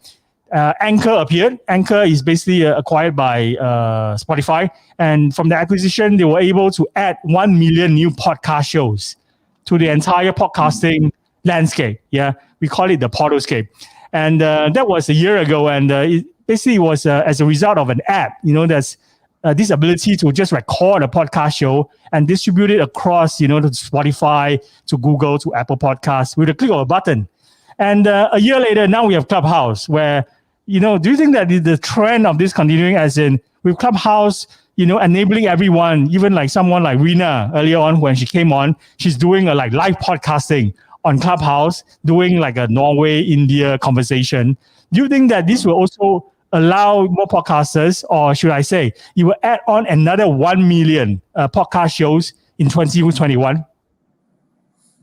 Well, I wish I got a crystal ball to your question. I think look at media, right? It's interesting to see that traffic brings traffic. So it's almost like using an example of a hawker center, right? The more people a hawker center has, the more people it will drive. So I think at this point, I think those you mentioned, the new platforms, acquisition, the things are happening, the shakers and movers of the industry, and Clubhouse being some of these new applications coming to the market. I think from a production, from a producer standpoint, it's great. It's great for them because it's just additional avenues to reach out to audiences. But eventually, when these platforms stabilizes, when they stabilize, you see convergence of some platform become naturally stronger than others. And then some probably become very niche to a particular topic or particular following or particular maybe celebrities. So still yet to be seen. But you look at in terms of the digital front, things like the YouTube, the Twitch of the world, and there were more than these few key players right now back then. But over the years, they converge. The audiences come together and the content producers come together, and then eventually, instead of everything, they come to a few selected ones to get to the audience they want. So I think the podcast space technology is very much welcome now, because I think it's a little bit of a free play, and it's also testing of different models, testing a different structure and the framework of operating. So eventually, I think when it got traction of what works and what not, then I think it will start to take shape. That's a great insight. And I totally agree with you as well. Like technology is moving at this sort of a rapid pace, right? There's so much experimentation being done on a daily basis. So it's quite it's not unusual to see like even more players joining this podcasting realm and also joining this social audio realm of Clubhouse. I think the DNA probably is about social audio, where people come together and actually use voice, use audio to connect with one another and maybe deliver a message or a brand or a purpose or a mission. So we're seeing even the likes of Mark Cuban's Fireside, right, which is a podcasting app that's going to be released soon. And we all know that Mark Cuban is very focused on the AI features, and he will just super eager to find out how, he will be able to do something that also adds something to this universe and compete in this social audio space where if there are AI features that allow us to immediately, when we enter a room on Clubhouse, for example, and connect us with the right people without having to follow people or having to read their bios or having to discover the right rooms in order to be connected to the right people and the right listenerships as well, that would be such a dream, right? And I think these are some of the speculation that are going around on what Mark Cuban is going to do. And of course, Twitter is also entering this audio space with their new feature called Twitter Spaces. And Facebook is definitely, someone who's observing what's happening around in this social audio format. And it's just a matter of time before they copy that technology as well, right? So all these are exciting developments. And of course, with Nielsen Media helping us to make sense and helping us to measure, the right content and whether it's performing well, not just on all these, different media spaces and channels, but the Netflix of the world, the Disney Plus, the Hulu, Amazon. And that's just the tip of the iceberg that you guys are sharing insights on, as well as the consumer and retail trends, which I think that's something, or that's a subject that we maybe don't want to touch on during this festival due to the lack of time. So, before we let you go, right, we only have like 5 minutes left. Any last message for our audience in Asia, especially those who are in this portalscape where we are, seeing a lot of action doing podcasts, or we have people here, in the ad tech realm where they are actually providing the technology to allow, brand advertisers to precision target their listeners, more, with more precision targeting. Somewhat, like ad tech is just like the Google ad manager of the podcasting, where these ad tech companies are coming up with all these new solutions. And of course, we have all these hosting providers who are hosting great podcast shows as well. So for these audiences out there that are tuning in, do you have any message for us?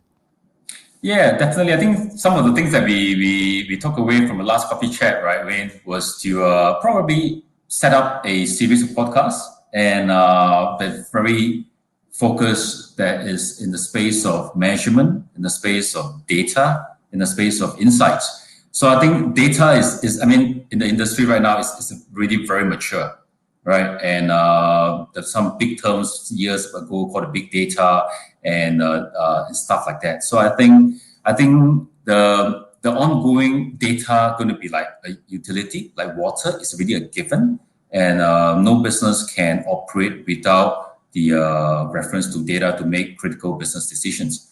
So one of the things that we discussed we're going to develop in the next couple of weeks down the road is have a series of podcasts that, of course, we will help Wayne and with the team from Nielsen. We're going to have a series of podcasts, and every single episode we're going to talk about a different topic, a different flavor of the week or flavor of the month. It could be from a total audience of TV and digital focus in the space. Also could be the future of audio measurement 2.0, where from radio to podcast to digital and the sort of things, and even down to talking about certain broadcasters that are playing in the traditional space. How did they pivot the business in the face of digital onslaught years ago? And they came out of it bigger and stronger than before. How did they change their business model? How did they change their content production? So some of those are some of the things we talked about. And of course, you won't be hearing me every single podcast. You won't be hearing Wayne every single podcast.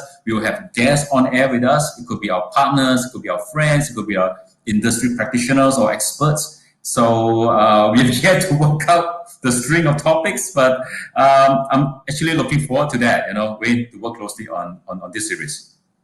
Fantastic. And thank you for announcing the launch of your new live podcasting on Clubhouse endeavor and this exciting project, which allows us to connect, even more easily. And of course, hearing you, having these ideas of using guest swaps or having even different co-hosts to run bike shoe, right, makes this show so much vibrant, refreshing. And it's like everyone, they have this fear of missing out. And if they miss this live podcasting session on Clubhouse, they have to actually go to the likes of Google, Spotify, and Apple later on to hear those replays.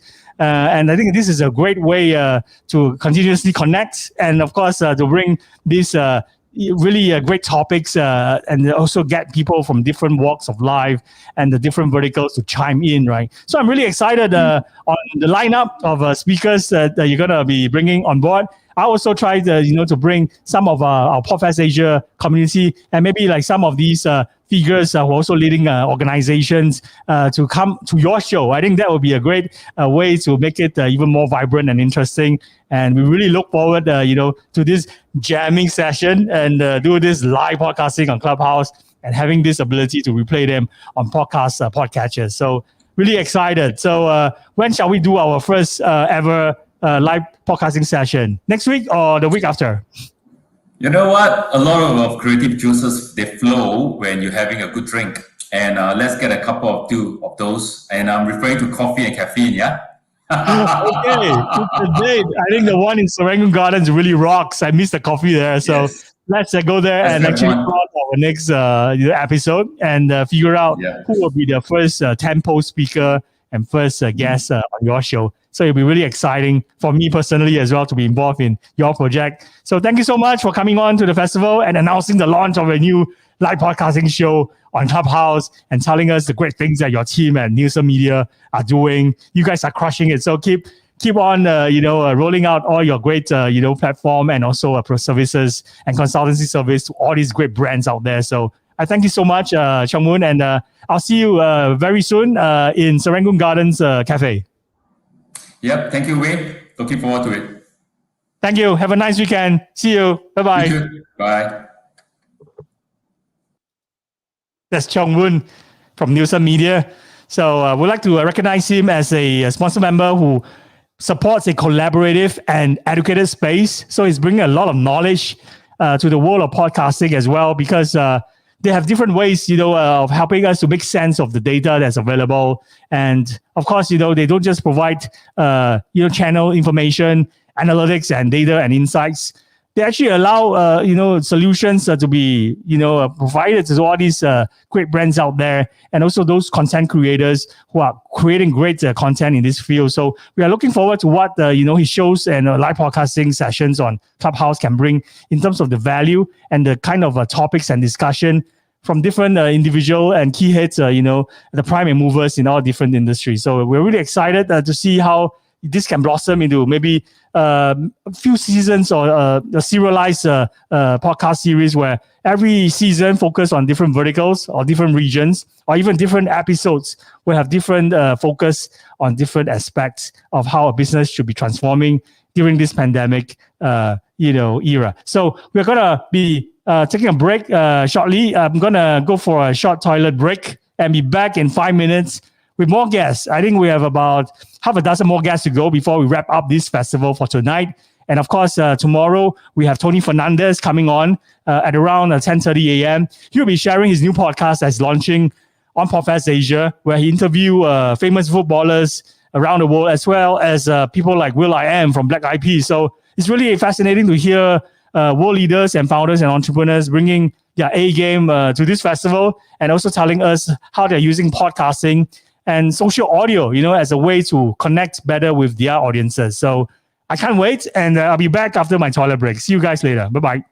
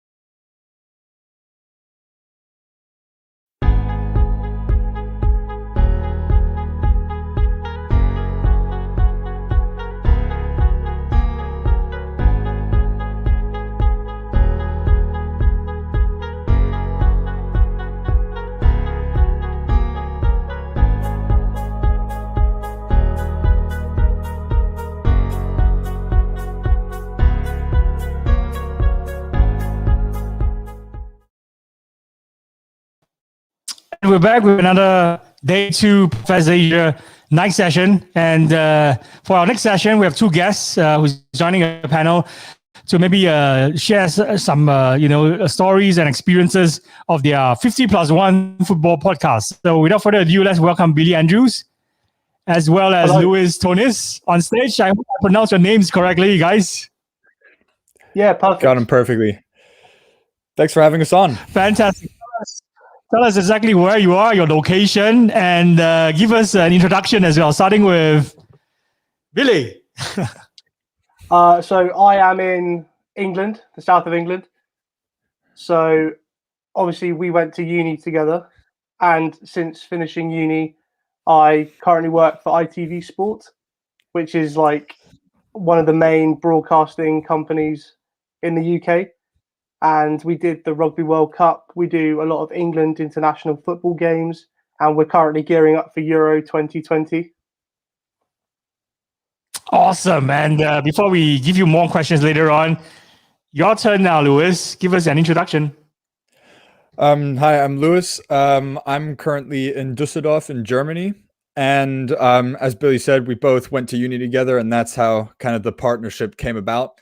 And currently, the 50+1 football podcast is the main event, and we're always looking to basically put out episodes weekly, keep them coming. And now also with Champions League back on, we're doing 2 episodes a week.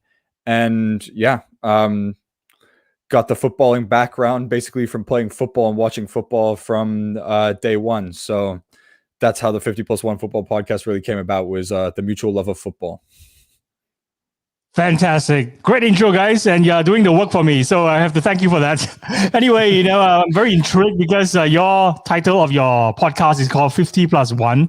So we definitely want to ask you the question, why 50+1? And who gave this idea of doing this podcast? Was it your doing, or was it somebody else's idea or suggestion? Or was it because your client, requested for it? Maybe Billy, you can share with us. Yeah, I'll Bill, take do you want that to take it? I'll take this one. So the name came about because basically it's an incredibly football nerdy reason.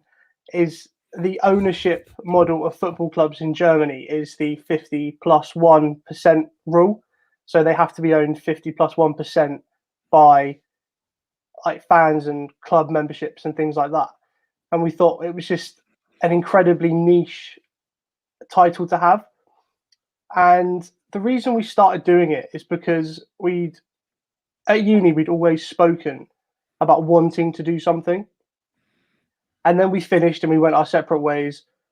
And when football restarted after the pandemic closed it down, we decided it was the perfect time, with all this free time on our hands, to take the jump and to actually start doing it. And we haven't looked back. We've been doing it for 9 months now. Brilliant. How about Louis? Give us your take as well.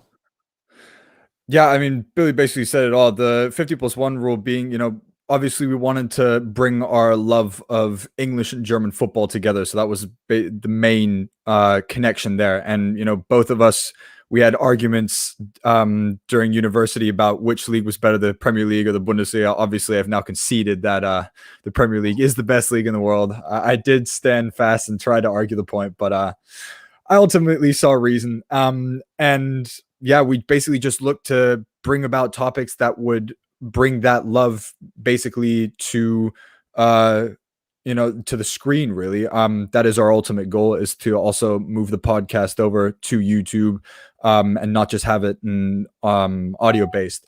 But it was basically the 50+1 rule was that, because we actually tried to figure out, what name are we going to use, and it has to be some kind of catchy title, and what are we actually going to bring about that? And then we basically were like, we spent so much time actually talking about the 50+1 rule during our lectures, and that. So then we basically just thought that makes the best name, really. I think it's a brilliant name. It immediately struck a chord. At the same time, for those who are aware of this 50+1 rule, right? Immediately, I think it resonates with them, and of course, the kind of shows that delivering to the audience and listeners about this topic that is basically the world's most beautiful game, right? About the game of football. And football always travels in terms of like, you could be in Asia, like me in Singapore, right? And I discovered and found out about your show because of a conversation that we had on LinkedIn. I think we were talking about the game between Leipzig and Liverpool.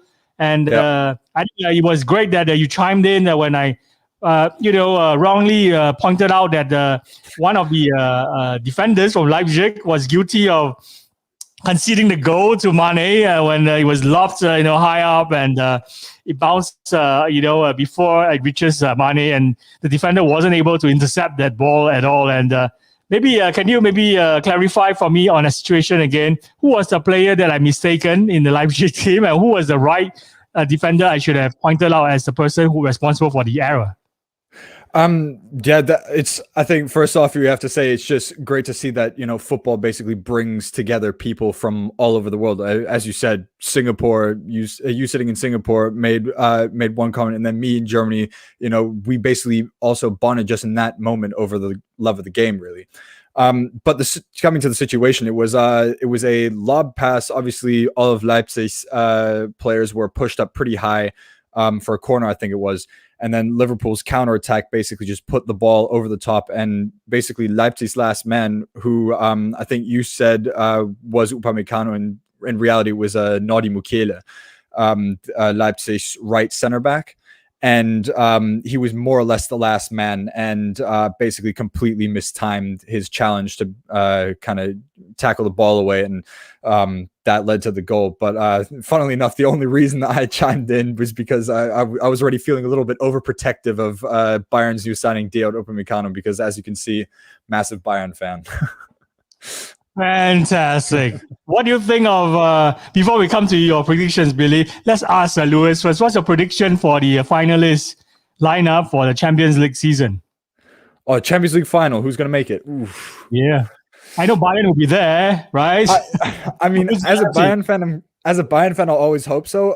I have to say that there right now, in an unbiased opinion, there will probably be 3 teams that could make it, and those are Manchester City, PSG, and Bayern.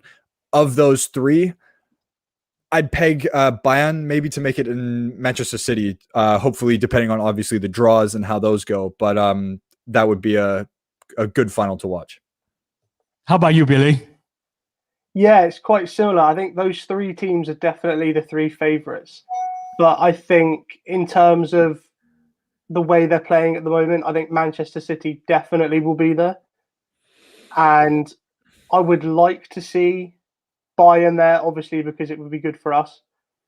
But my head says Man City versus PSG final.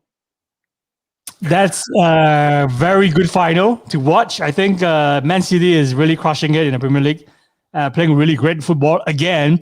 I think for the past 2 seasons, they haven't been really great, right?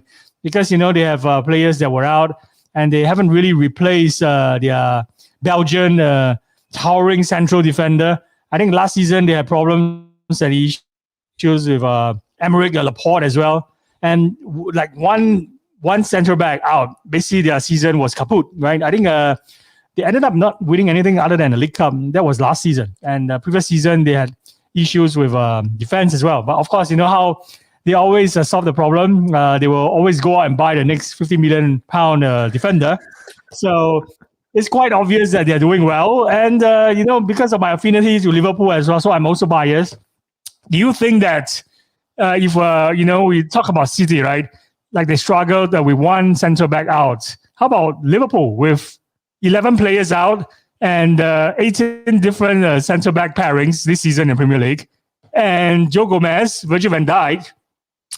Of course, Matip is out. Yeah, Matip formerly from Schalke, by the way. And having replacement centre backs, seniors like Fabinho, and also Jordan Henderson, who just had a surgery yesterday.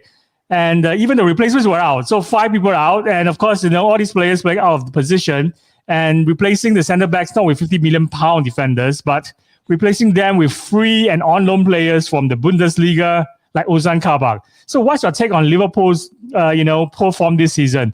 Did they really screw it up, or do you think there is valid reason that with injuries ravaging the squad, right, it's natural to see them in the position where they are in the Premier League this season? Starting with Lewis.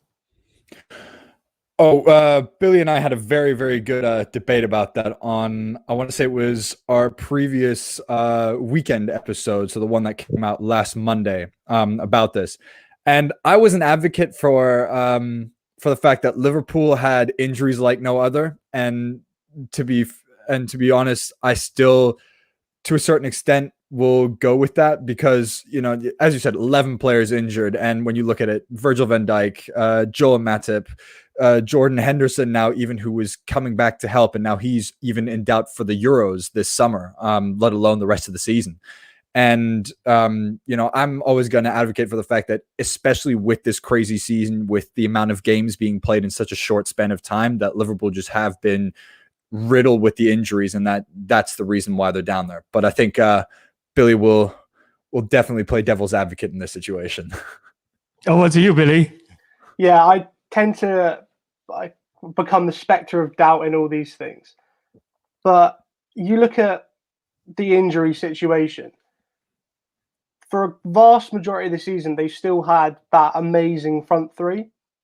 And when you were talking about City, when they had Aymeric Laporte out a couple seasons ago, they were still outscoring teams. So I think Liverpool's problems this season have been a mixture of, one of the best defenders in the Premier League in Van Dijk, and you've got Joe Gomez and Matip. They're all out. But Mane, Salah and Firmino weren't firing on all cylinders in games when they really should have been. So you look at the games like Burnley, like they had the opportunities there to take them, but they didn't. So it's kind of, it's sad for Liverpool fans to not have Van Dijk, but it's a bit self-inflicted when your three best forwards aren't firing. I totally get that. I think that's a valid point that you just made, Billy. But this is where my biasness, as a Liverpool fan, kicks in again. And actually, I have to say that the three, right, our front line have been performing at a very top level for the past 3 seasons and been devastating, in terms of impact on the number of goals that we score, right, and also in terms of the kind of damage we can cause to the opponents, right. And this season, we are actually, they are doing not quite badly as people actually assume, because I really watched the performances, and maybe the goals are not flowing as much as before, but they are, in terms of the strike rate, is still up there. And the kind of goals that we are really missing right now are the headed goals from Virgil van Dijk, the headed goals from Joe Matip. These two are world class when it comes to scoring goals with their headers as well. And we're missing that. That's why it makes our, goal difference so pale in comparison to previous seasons.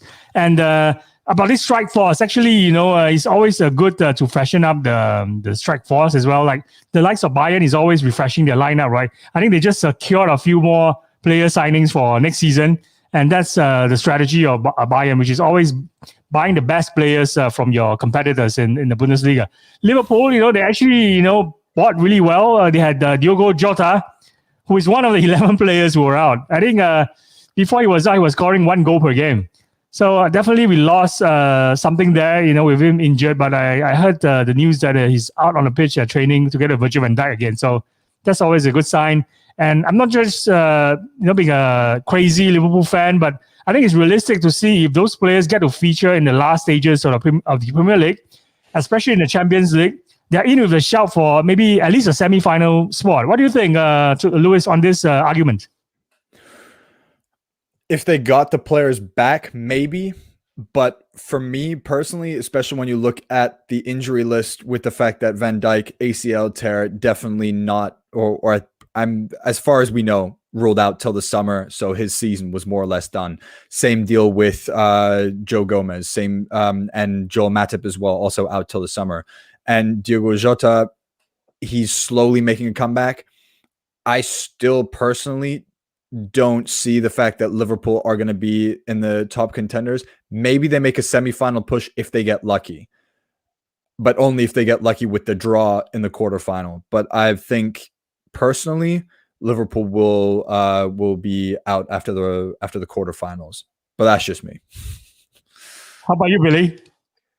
Yeah, it's a difficult one because with things like ACL tears, they're not easy injuries to come back from. So even if Van Dijk is back for, say, like the last few games of the season, there's still going to be that caution and that thing in the back of his head. Oh, I've done this before. There's the potential it could happen again. We've seen some players, like we were talking yesterday about the Bayern centre-back, Niklas Süle. He's torn his ACL twice now, and he's not the same player that he was even after the first one. He was still a towering, really good centre-half, but now he's like a shadow of his former self. So it'd be interesting to see, but I think Van Dijk's probably mentally fit enough to come back and be the same player he was. So maybe you guys can help me out with the Bundesliga situation, because doing this festival means that I have less time to watch football, and I haven't been really following the Bundesliga. What's the most exciting development in the past 1 week in the Bundesliga? Can you give us an update, starting with Lewis? 100% the fact that for the first time in a while, the Bundesliga title race is back on. You have 2 points between first place Bayern München and second place RB Leipzig. So you've got, and then it's only 7 points between fourth place Wolfsburg and first place Bayern. So the title race in reality is a lot more open than in previous seasons. That's more or less the biggest update, because Bayern, in the span of 1 week, drawing to Bielefeld 3-3 and then losing to Frankfurt last weekend 2-1, they now dropped 5 points. In Leipzig, they just kept on winning. So they went from a 7-point lead, where I think Billy and I both about 3 weeks ago said Bundesliga title race is more or less done, because all of the Bundesliga players, teams have failed to capitalize on Bayern's mistakes. That's now completely irrelevant. How about you, Billy? Anything that caught your eye in terms of the news coming out from the Bundesliga? I think things that have caught my eye, it's not necessarily the title race, because as interesting as that will be, I think if you look at the places for Champions League, we've got Wolfsburg, who are third. Like, they haven't been in there for a while. Eintracht Frankfurt are in fourth, so they would get one as well. But there's any team from third down to about 8th place. The way the season's going and teams keep losing and dropping points to teams they arguably shouldn't lose points to, there's no reason why you couldn't have an Union Berlin get a Europa League place. Or, because Dortmund aren't in the Champions League or Europa League places. So they wouldn't have European football, which is massive for Dortmund. So regarding the other end of the table, right? We know that Schalke is down there. So do you think they are 100%, guaranteed for the drop? Lewis? Yeah. As much as it hurts to say, because they've been such a constant in the Bundesliga, they've never gone down. It just hurts to see, because also the Revier derby between Schalke and Dortmund, that's been more or less a given for so long, and everyone kind of associates that with one of the biggest games, along with Bayern versus Dortmund as well. And to say now that game won't be happening, and now with Schalke going down and basically having to do a complete rebuild, I think that's going to be a major blow to the Bundesliga as well, and the attractiveness of the Bundesliga. But yeah, in answer to your question, I think there's no way to come back from it. I mean, there was already a statistic put out by Sky Sports Germany after the 17th match day, where no team had ever recovered from the relegation spots, having only 10 points after 17 matches. And I think it's gonna stay true as well. Schalke are more or less down. So they're dead, and it's very sad even for me, because I've been at their home stadium before, Gelsenkirchen, and it's such a great stadium. And I think I was there not to watch a football game, but to watch Rammstein play live in Gelsenkirchen. So I was walking around the city, and it's a very well-supported club. And everywhere you see, their fans wearing the jerseys, and so many official shops around the city as well. So you'll be sad to see, their fan support. I don't know. I think they will probably still stick around, right? Because Schalke fans are also as super loyal, like the Yellow Wall fans, in Dortmund as well. So hopefully they will jump back to the first tier again next season, and we can still enjoy, a Dortmund Schalke derby. Yeah. So moving on away, putting to bed these updates and maybe discussion about Bundesliga and Premier League and Champions League. Let's talk about podcasting, because this is a podcast festival, and of course we want to find out, your why, in terms of why you started this podcast, and some of your superhero stories as well. What are your podcast superheroes? Who are they? What ignited your passion about football and podcasts? Bill, do you want to take it away? I'll take this one first. So, because of where I live and where I work, I have to commute like 3 hours a day, and it really kills time on the train and on the tube and things like that. Having podcasts, things like the Joe Rogan Experience. I know he's not for everyone, but some of his guests are really interesting. There's a podcast called The Law Podcast, which is like creepypasta and regional like horror stories and things like that. And there's also like a really niche 90s football one, hosted by a few English comedians. And they're easy to listen to, but you learn stuff subconsciously that you wouldn't think of. And it kills time. And it was just something that I really wanted to do, because they put across their passion in audio form in this podcast. And it's like, well, why can't we do that? And it's something that we've both certainly really enjoyed to do. That's really awesome. Lewis? Yeah, I mean, for me also, Joe Rogan as well, but the True Geordie podcast, which obviously was, has risen to fame on YouTube more than anything else.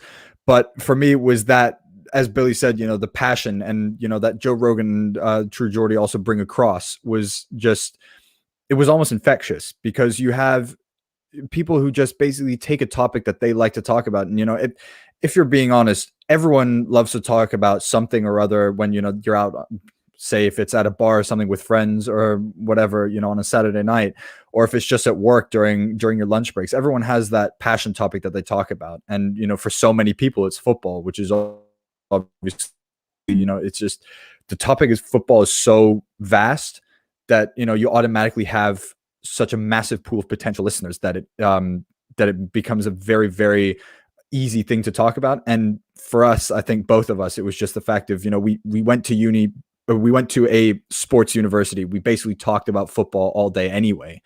And it's not really work for us to basically research football, research matches, because we do it anyway.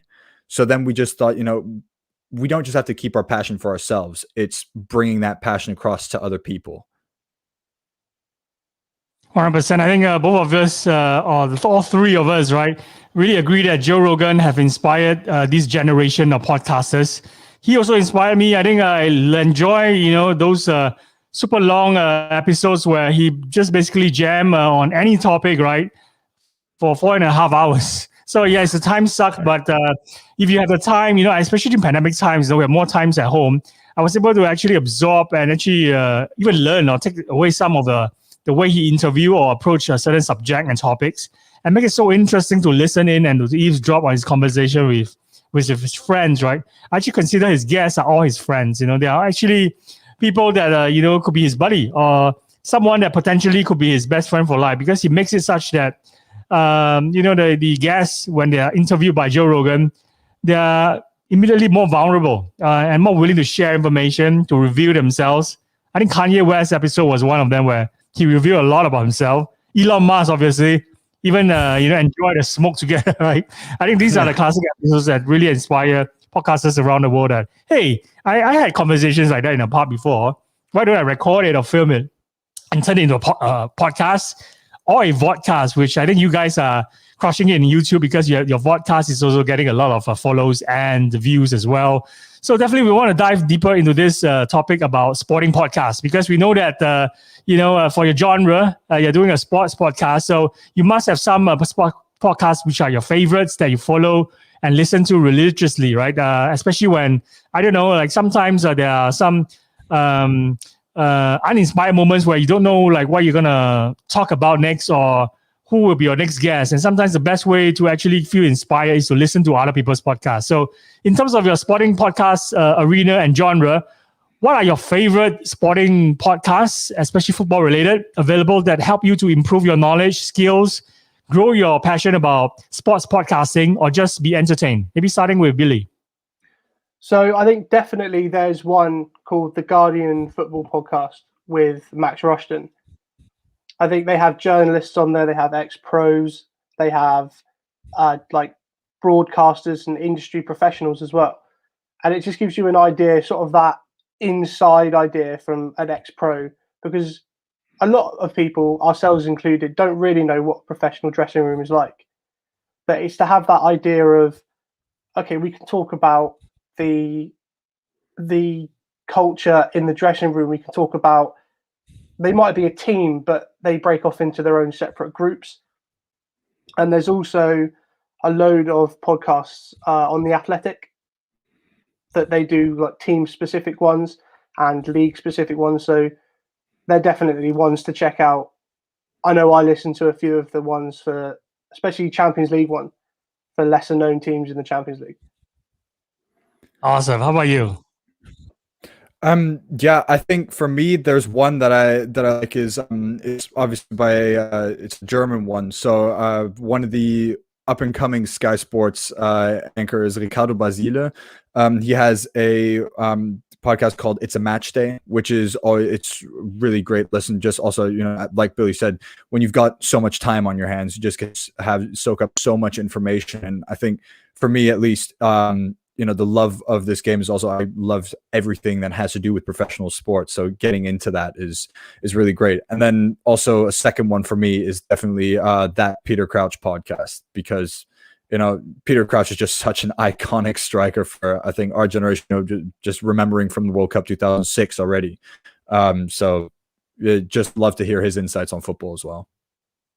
I think this Peter Crouch podcast, for some reason, has totally avoided me. So now that you bring it up, I'm definitely going to check it out, because he's an ex-Liverpool player, right? And I think he's well loved in the English Premier League because he played for so many clubs. I think he played for Stoke, Tottenham Hotspur, Southampton, I think, and so many other teams. And of course, he always did really well for England national team. And I think his goal record of, I think, 23 goals for 43 appearances for England, right, is actually amongst the top 5, if not the top 10, yeah? So it's really interesting to hear, you know, that you guys are name dropping all these great shows, and maybe I'll share mine as well. My favorite top podcasts, I think, are all mostly Liverpool football related. And of course, Robbie Fowler had one, which is, I think, is number 1 in UK, right? It's called the Godcast. So Liverpool fans affectionately call him the God. So I think calling his show Godcast is so appropriate, yeah? Really strikes a chord. And one that I really love is the MTO Rap. MTO Rap, I think they're 2 really young co-hosts on the show. I think they are around the same age as you guys and as knowledgeable as you guys. And they have a really brilliant take on Liverpool FC's current situation as well. And sometimes I do see them even on Clubhouse doing live podcasting where they engage their listeners at the same time while they tape their shows, you know, and they're pretty young, I think 20 plus, also like fresh grad from university. Their names are Craig Hannon and Josh Saxton. And I think that these 2 will become one of the 2, maybe for lack of a better term, thought leaders in terms of commenting on Liverpool FC and how they perform, so far in the Premier League. So these 2 are the podcasters to look out for. And of course, you 2 as well. I think you 2, both of you are doing great things with your podcast, because you are bringing the best of both worlds, Bundesliga and English Premier League. I think for anyone who loves these 2 leagues, right, this is the go-to podcast to actually check out. So I think we only have a minute left. Any last message for our listeners in Asia, our Asian audiences? And what would you say to them in terms of to check out your podcast, 50+1 Football Podcast? Lewis?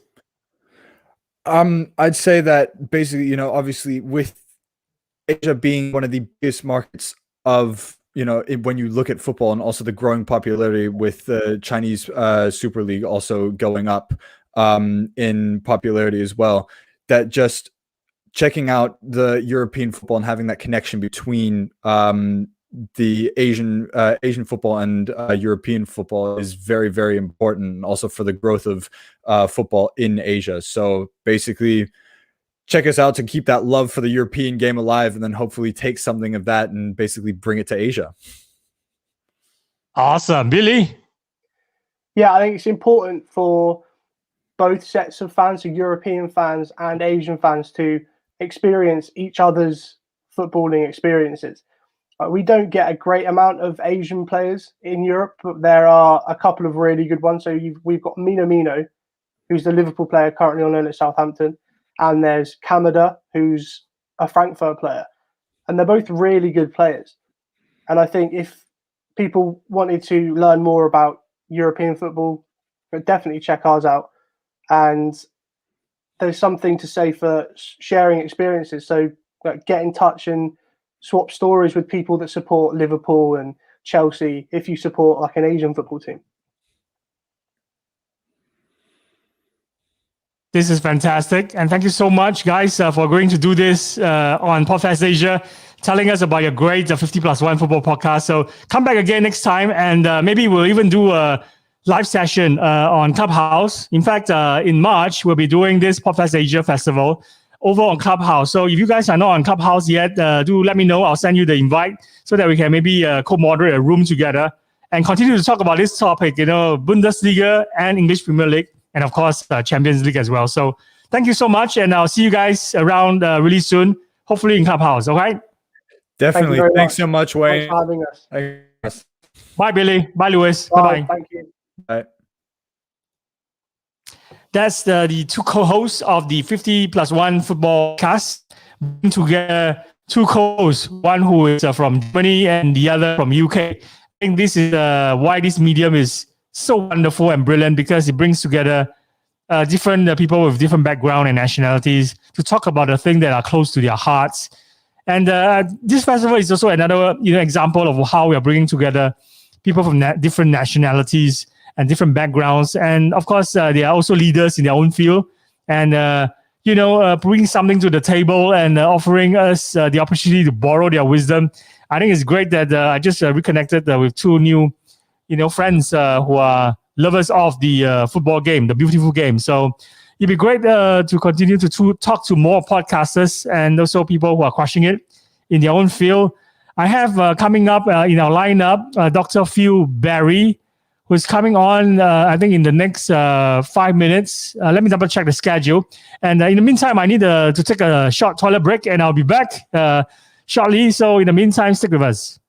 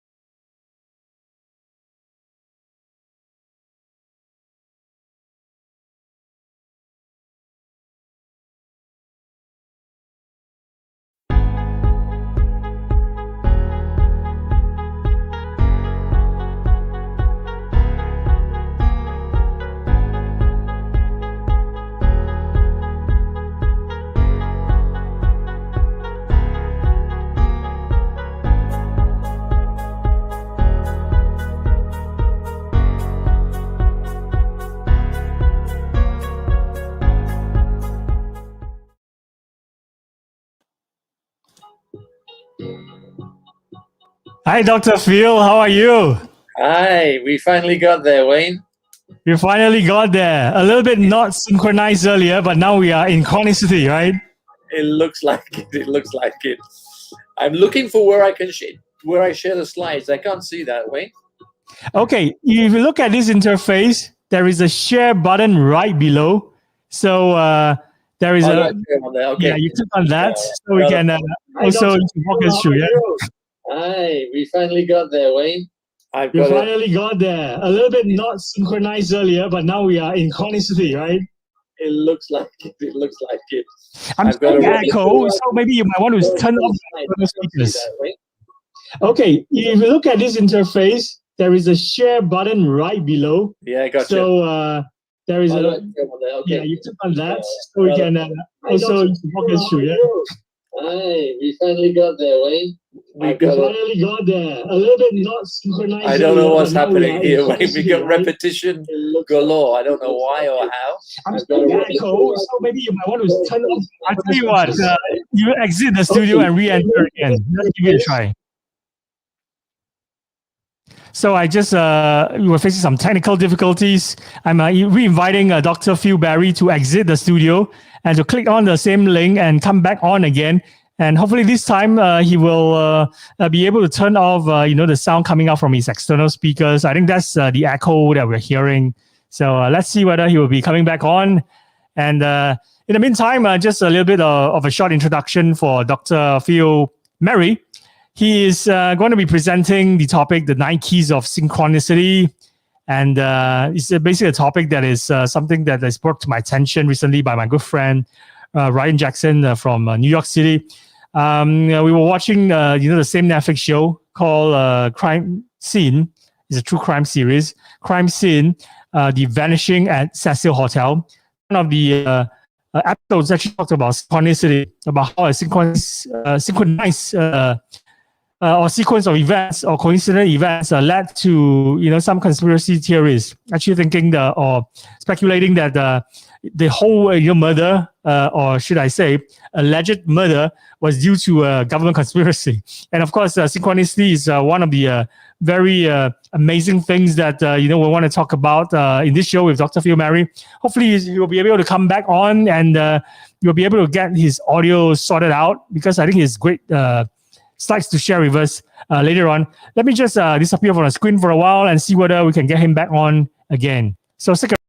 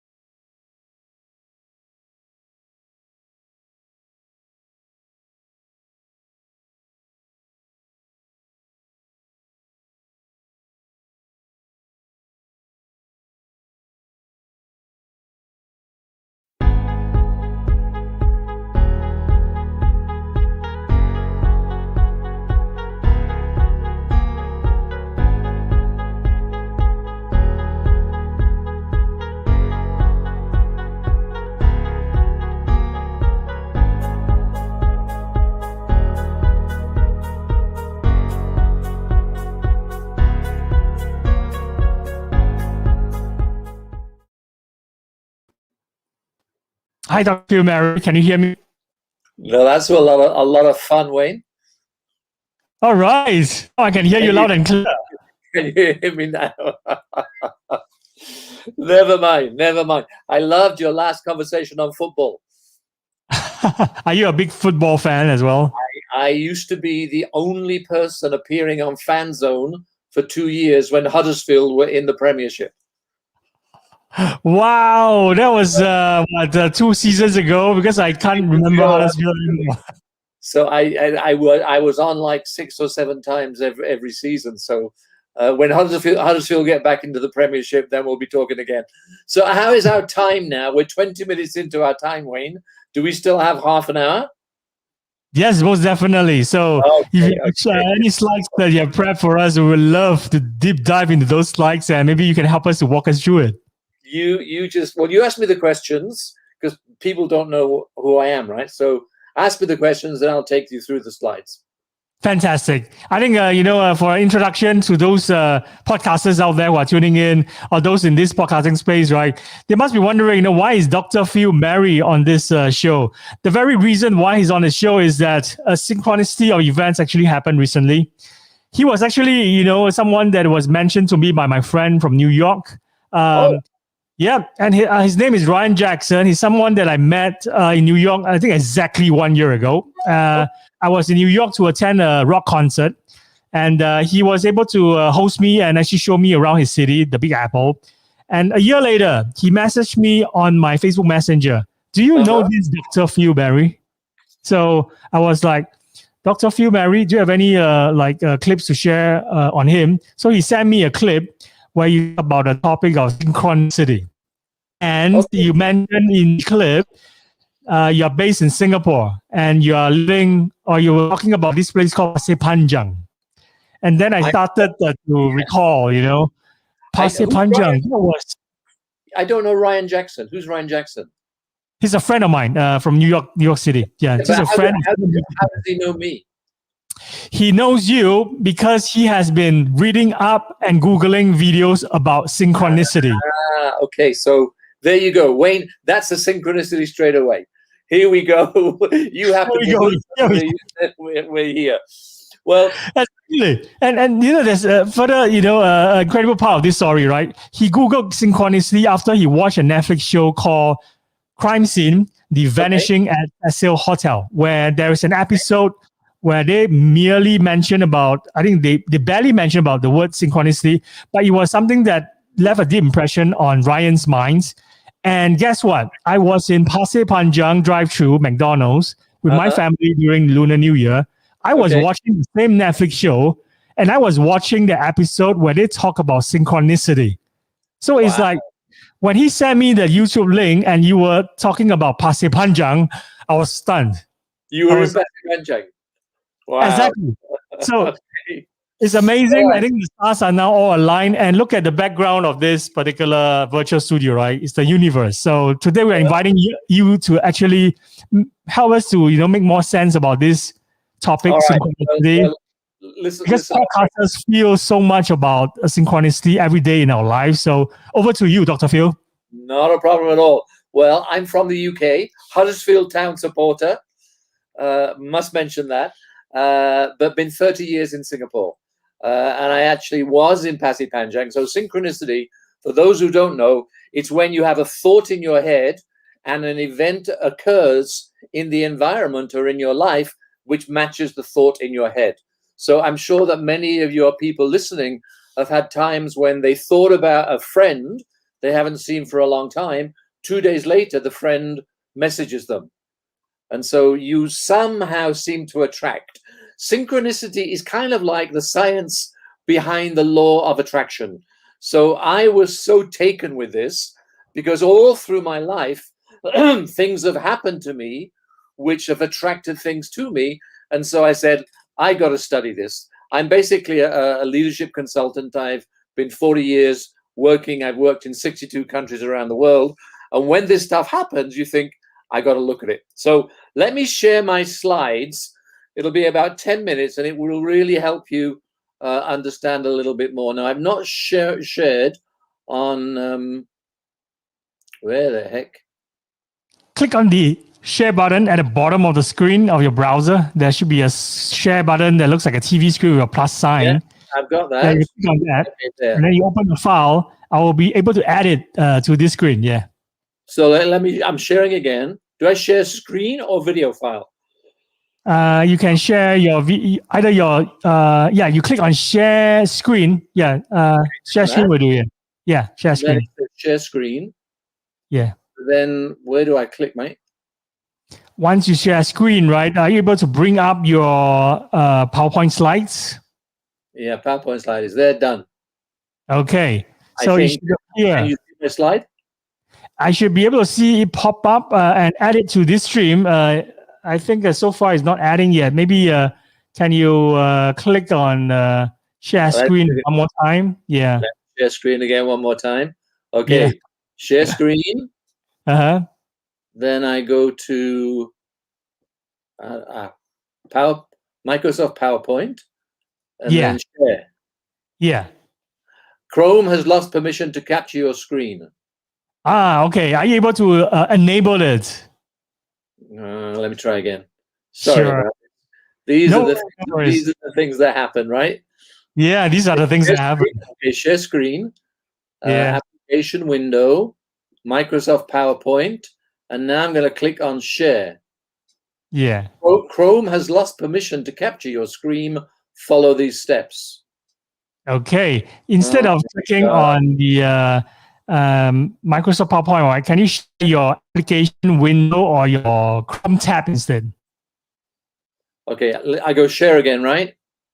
Yeah, do it again. No, what you direct me, Wayne. Sorry, folks listening to this. This is terrible, right? No worries. Yeah. What do I press? Click share screen, and then Okay. once you click on share screen, it will ask you: is it the application or is it Well, it says application entire window or is it Chrome tab? So you says- can choose either one of them. Choose your Chrome tab. I've chosen application window. Let me try Chrome tab again. And then Yeah, it says try Chrome tab. StreamYard. Yes, that's the one. Yeah. Try Click- Chrome tab. And if you could open, yes, I see that now. So what happens is that right now we are looking at, I think you shared your application screen. Instead of opening your Chrome tab, which is the one that we are in the studio, you open your PowerPoint in a Chrome tab. Are you able to do that? No. Okay, that's all right. Another way is that you could actually send over your PowerPoint to me, and I open it on my end and I share it. So let's see whether he's able to come back in and share with us this fascinating topic of synchronicity. And of course, we know that how hard it is to get connected, right? And how great it gets when we are finally connected. So let's wait patiently for him to come back on again. And I think later on he will be sharing his PowerPoint with us so that we can display it and he can actually walk us through his slides. So in the meantime, I'm also going to disappear from the screen for a moment. We'll be right back.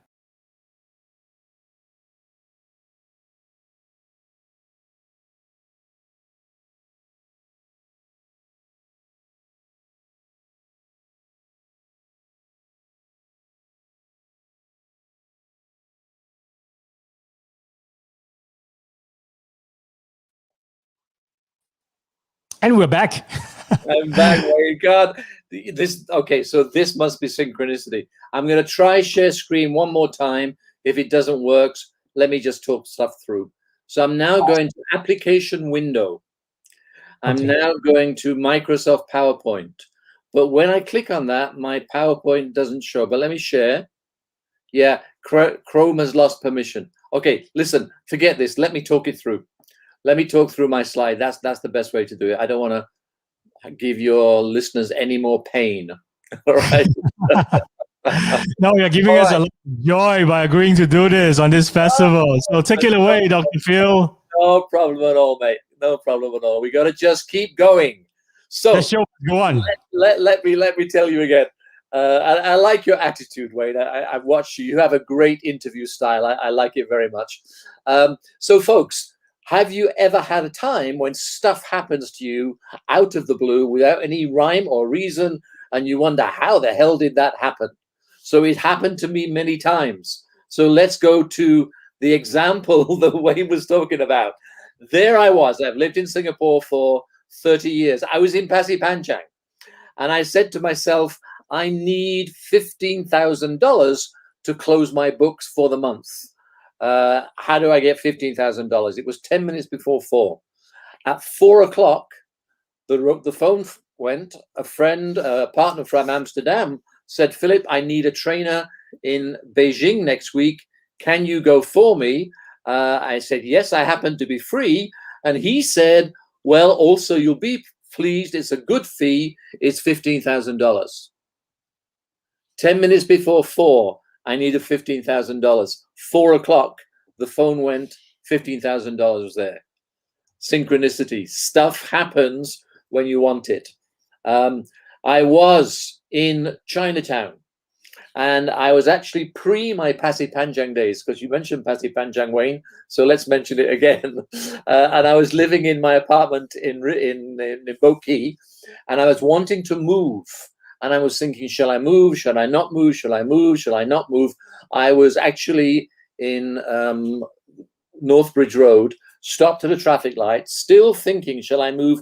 Because that day was the deadline to decide to move. I turned to my left. There was a van pulled up beside me. On the side of the van, it said, make the move. I made the move, and it was the best move I've made for a long time. Are you beginning to get the picture here? Stuff that happens to you, not through logic, but just appearing in your life. Next one is the reason why I'm married. I was deciding to get married to the love of my life, Singaporean, but I couldn't quite decide. And I went to a seminar here in Singapore, and the songs of John Denver were played loud and clear, and they moved me, and lots of love songs and stuff like that, and they moved me to say, yes, this is the woman. I must ask her to get married. Friday evening here in Singapore, I said, I want to say thank you to John Denver. How do I do that? Do I just write a letter saying John Denver, America, and hope somehow he gets it? Crazy thoughts like that. Following morning, Saturday morning, I picked up the Straits Times, opened the Straits Times. Guess what it said? John Denver in Singapore next week. A friend of mine called me. I told the story, and then somebody else called me in the afternoon. She said, you don't know me, but I'm the sales manager for the Shangri-La Hotel. I hear you want to get hold of John Denver. He's staying at my hotel. Please send me a fax, and I'll see what I can do. She picked up my fax. She had it in her hand, and she said, how do I get hold of John Denver? The lift opened. There was John Denver. She said, Mr. Denver, I have a message for you from one of your fans. Sunday night, John Denver called me at home. Now imagine, guys, Friday night, I want to say thank you to John Denver. 48 hours later, he called me. So do you begin to get the picture? We have all of your people listening know that stuff happens to them that they can't explain. They just say it's a coincidence. I wasn't happy to say it's just a coincidence. I wanted to dive deeper into this because I'm a leadership consultant. And as I talked to a lot of my clients, they said, same thing happens to me. But please don't tell my boss because they'll think I'm crazy. So what did I do? I'm never one not to take a go at something when I need to. I did my PhD in synchronicity. Synchronicity is a system invented by Carl Jung, the famous psychotherapist. And basically, he enables us to understand that there is a energetic and some call spiritual system whereby the energy that you have, you put out into the universe, into the world, and it connects with an energy that's always there. We understand now through quantum physics and quantum entanglement. Imagine, Wayne, that actually your physical body is 0.1% of who you are.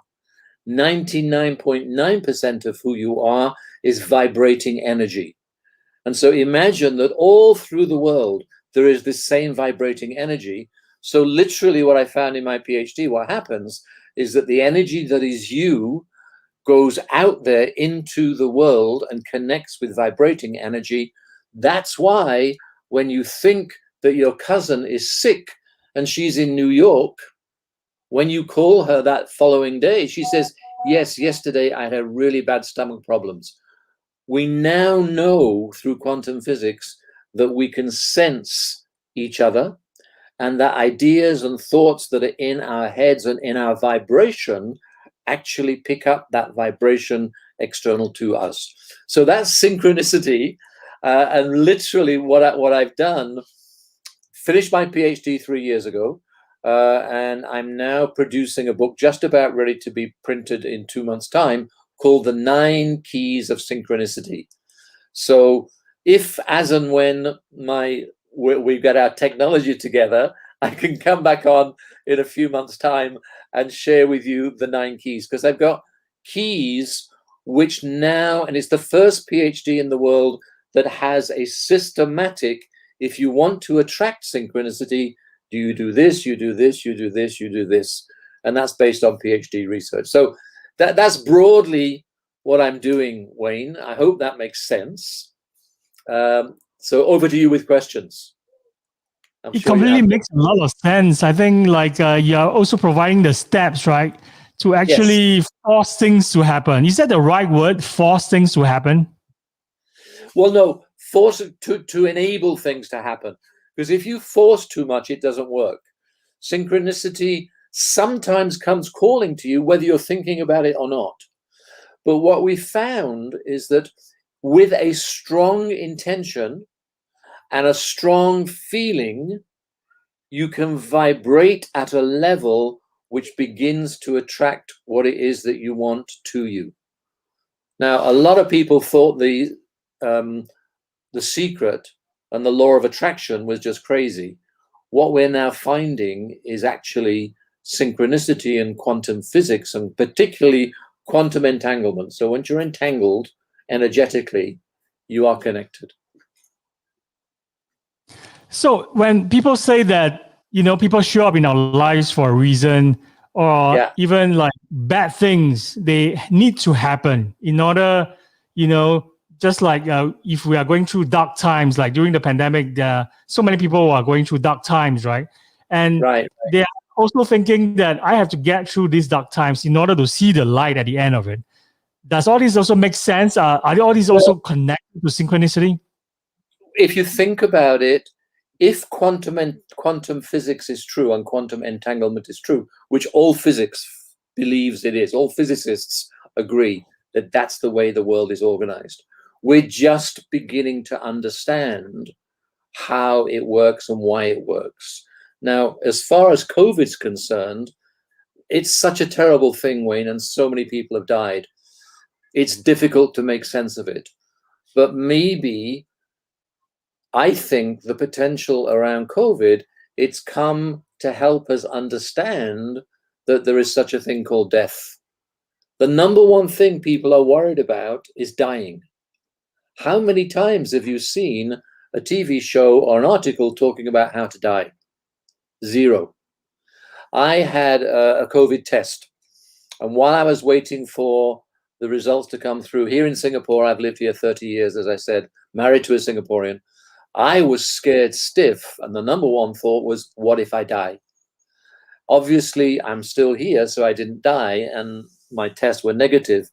But I believe, and it's a tough thing to say because it's such a terrible thing to lose loved ones, but what if it's helped us to begin to think about, take life seriously. Life is precious. Spend time with those people close to you. I've had so many examples. I'm a marriage counselor by training way back. I've had so many examples of couples and families forced to be together during COVID who find it very difficult, first of all. A lot of marriages survive because husband and wife go to work and don't see each other except in the evening. Suddenly, we're put together 24 hours a day. And I've worked with a lot of people whose marriages have become much stronger because of getting to know each other. So I'm never one to say, Wayne, this is the reason COVID happened, because it's a bloody awful thing and I wouldn't wish it on anybody. But yes, if synchronicity and synchronicity energy is correct, then everything that happens shows us the way forward. And I just happen to believe that every one of us has a reason why God put us on this earth. And I've noticed through my research, people said to me, synchronistic things that come to them nudge them forward to actually become the person they're meant to be. It may actually come and say, you're in a job and you don't like the job.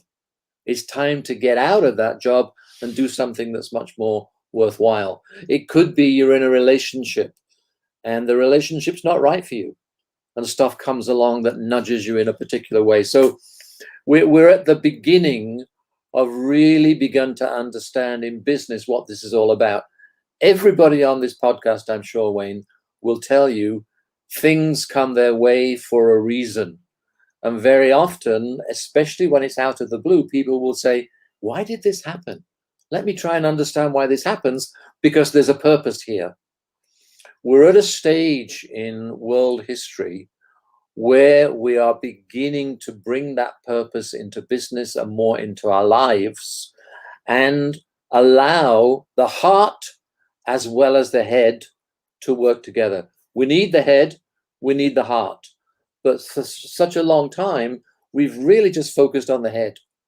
And what now is happening, again, research by great organizations in the world has helped us understand that it's the heart that intuitively makes a connection.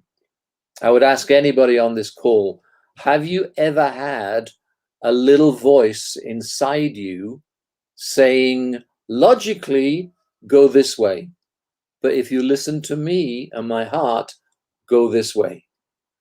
And so we're at an exciting age, which is why I love this topic, when we're at an exciting age where we're actually beginning to listen to the heart as well as the head. This is amazing. And every word that you said totally resonates. I think you mentioned about different scenarios, different situations, and how you break it down for us, right? I mean, resonate with it totally, because these things happen to me. These things are exactly what I've been going through, not just lately, but throughout my entire life. So, Wayne, I can tell you have a very special energy. You know that, right? I've watched you twice now in your podcasts, and you have a brilliant ability to get alongside people. And it's something to do with the tone of voice and the way you look at people and the questions that you ask. And I'm sure you're the sort of person that things come your way. There's masses of research at the moment, which I'm going to be going a lot more into later, of synchronicity and the internet.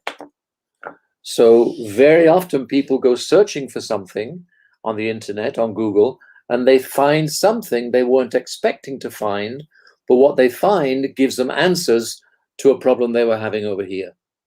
But you've got to be open to it. And you look to me, Wayne, like a guy that's open to it. We've got this message from your friend Ryan Jackson.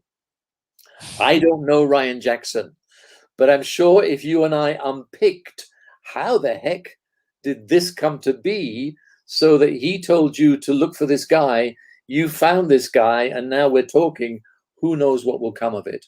This is synchronicity in action. Maybe nothing will come out of it, except you and I just had a great talk, and we got through a technical issue very nicely. But what if there's something else going on, that maybe there's a connection that you and I have that leads us to a project here in Singapore that benefits lots and lots of people? Who knows? So it's really the first key. I've got 9 keys of synchronicity. First key is to live a life of possibility. So many of us live our lives that we're 9 to 5. I do the same thing every day. Nothing ever changes. But synchronicity is all about saying there's possibilities in your life you haven't even thought about. Liverpool are 19 points behind City at the moment. Who's to say they can't have a miracle and come back? And listen, I was listening to you guys talk. I don't think Liverpool are out of the Champions League. I think that the basic essence of what's going wrong with Liverpool, forget the skills and injuries to the players. Klopp has lost something of his magic. He's getting a little bit miserable. He's actually become a bit like Mourinho. You know, Mourinho, I love Mourinho, but Mourinho can be a little bit miserable. Klopp has lost his sparkle, and that's what's happening to the team. If he renews his sparkle, nothing cannot happen. I love Liverpool. My brother-in-law is a Liverpool supporter, and I bought him a shirt last year with the names of all of the players from the Premiership last year. So all I'm saying is that synchronicity is everywhere in terms of look at the possibilities. And so many of us look at the logic. And, you know, what you were sharing with your two friends the last time, lovely podcast, it was all logical, but there was nothing in it about the heart. And I just think that we haven't seen the last of Liverpool in the Champions League. That's possibility. So synchronicity is all about possibility. I love that. And I love that there is always a way out of any entanglement or situation or bad or dark days, right? Liverpool is going through this, and I think today there was news about even the keeper, Alisson. His dad passed away in very tragic manner in Brazil. But look what happened. Yeah, he died in a lake on his own property in Brazil. Now, did you see what David De Gea did from Manchester United? Not yet. He immediately contacted Alisson. And there are these two rivals, they're two goalkeepers showing love and care for each other. So in every situation that happens, and again, terrible, I feel really sorry for anybody losing their father, but good can come from it, and we don't know what it is. So it's a crazy thing to say that it looks like everything's got a purpose, because there's some awful things. And I don't want to say there's a purpose behind COVID, because quite frankly, I hate COVID. But if there is always a possibility for things to shift in your life, it means that everything that happens has got something behind it. The word I use, the phrase I use, behind every synchronicity or coincidence is a miracle waiting to happen. So even in the bad things, ask yourself, why? Why did this happen? And begin to search to try and connect the dots. And somewhere, somehow, there's something going to rise from it that will ultimately be beneficial. And you mentioned that watch out for Liverpool in the later stage of the Champions League. Do you think that Jurgen Klopp lost his sparkle because his mom passed away? And the team is playing exactly because he lost his sparkle, obviously because of the sadness of his mom? Listen, I don't know, Wayne. I noticed that with Mourinho, when Mourinho began to be unkind, and when he began to show up his players in public, I didn't like that. Klopp, thank God, has never done that. But you never heard Klopp being miserable and complaining in interviews. But this season, he's changed. So the energy of the leader, and I do a lot, I do leadership consulting for 40 years. The energy of the leader has a massive impact on the team.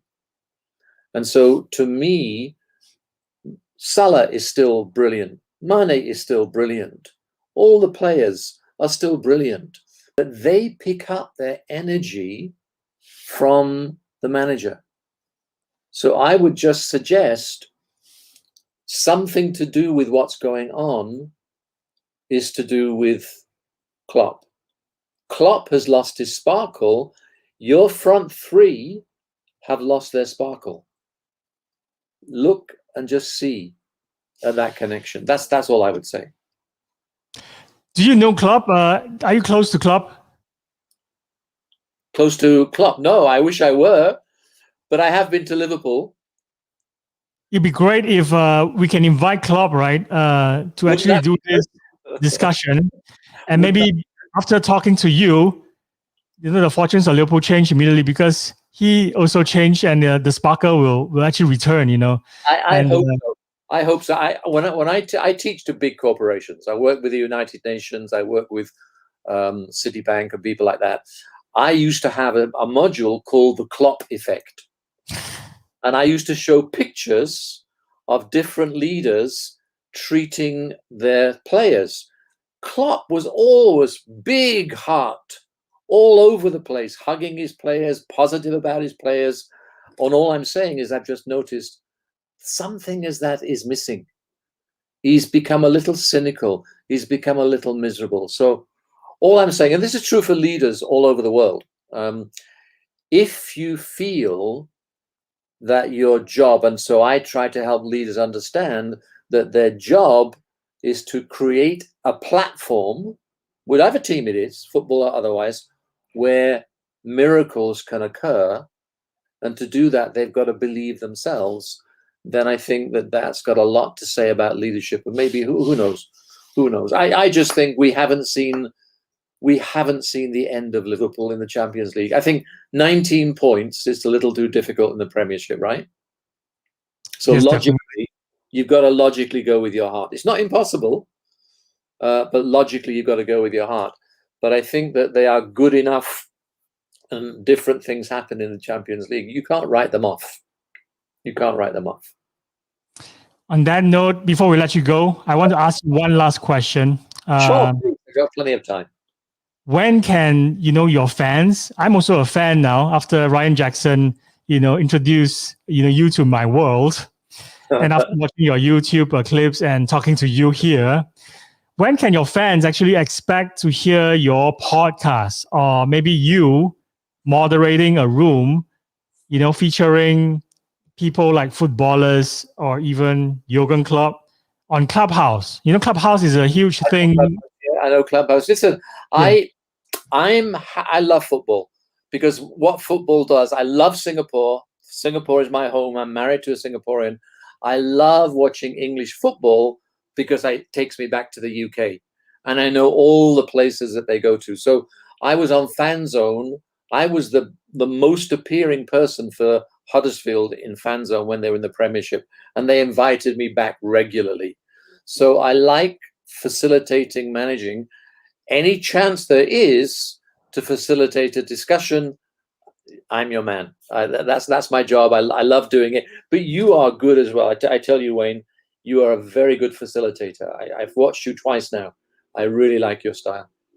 Thank you for your lovely comments. We're going to do a Podfest Asia live in Clubhouse. So our event program will definitely be inserting you so that we can co-moderate a room, and we invite some footballers as well. That would People be great. are always on Clubhouse are people like Guti, the Real Madrid midfielder. Okay. I've been talking to him a lot on Clubhouse recently. Okay. And Stephen Warnock, an ex-Liverpool, I think, defender. So we're intending to do a session together with these two footballers, and hopefully you can come in and maybe even show them the way, about this topic about synchronicity. And hopefully by chance, not by chance, maybe some weird coincidence that stirs our soul, Jurgen Klopp shows up in Clubhouse. I think that's what we all want, right? So Wayne, I like working with you. Before I said yes to this podcast, because I don't know you from Adam, I watched your session. I only needed to watch one to say, I like the energy of this guy, because you got a great vibration. So it's about vibration. So anything, just let me know. I'm in. Thank you, sir. It's a date, and I look forward to see you on Clubhouse. Thank you. Thank you. Wayne. You have a nice evening. Bye-bye. Bye. Juleyka, sorry to keep you waiting.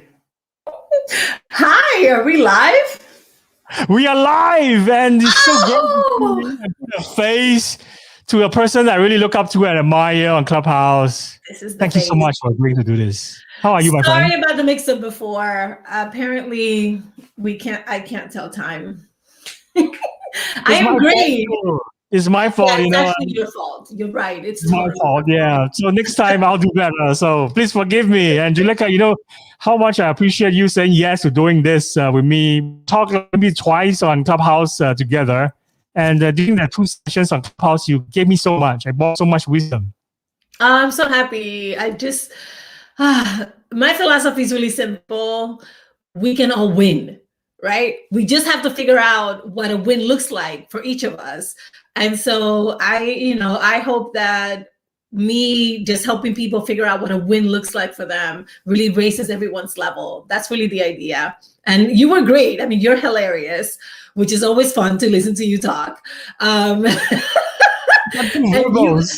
you get my humor. So I love that. Like I can sass you and you sass me back. It's great for the audience. We're like a little show for them.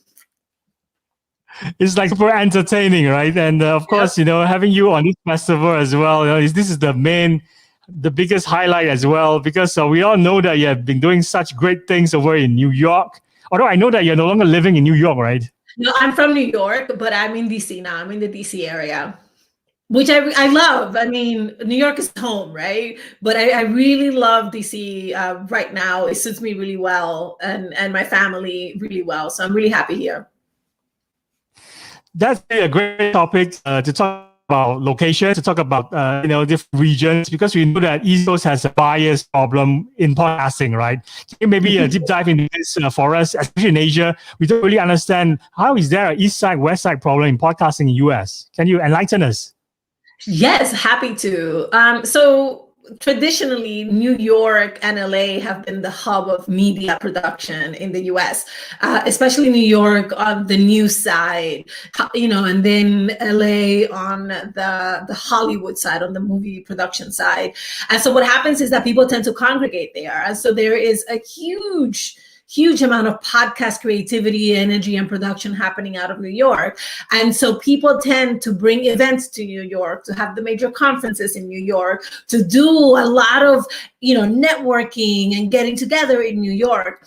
But we're digital, so that's no longer necessary. And I know for a fact that there are so many incredibly hardworking, imaginative people really pushing the limits of the space in places like House of Pod in Colorado and Monarch Media out in Minnesota. So they're just their creativity hubs essentially for podcasting outside of New York. And I take full advantage of that. My team is in 5 states right now.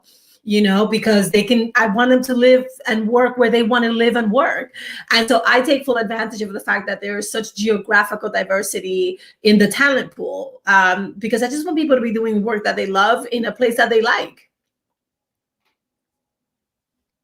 This is great. How about this biasness problem? Like in terms of, do people favor podcasters in New York over those in LA? So LA is actually coming for New York's neck right now. There are actually quite a few really strong production houses out in LA, and more people, who are established in the industry are moving out to LA because now, Hollywood studios are really interested in using podcasts as a farming system for film ideas. And so now we've got a bunch of people who want to be out west so that they can be closer to the Hollywood machinery, so that they can turn their podcast into shows or streaming, in streaming platforms. And so it won't balance out, but there's definitely, the scale is definitely shifting in terms of people going out to Los Angeles and to the West Coast more.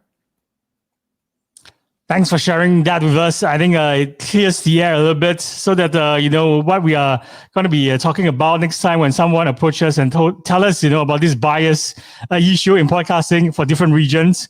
We also understand that you're always someone who support causes, and some of your shows are basically epitomizes that energy as well, and how you're always supporting great causes. So can you tell us, or maybe share with our audiences in Asia, why you will continue to speak about women of color, especially in terms of reclaiming their value, both in terms of finances and time?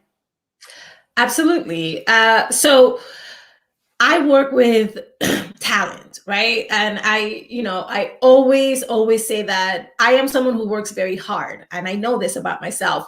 But if I were to say what I'm really, really good at, is spotting talent, right? That's what I'm really good at. Understanding, oh, that person is really talented. Oh, that person really has a creative idea. And then making space where that person can really thrive. That's really my primary skill.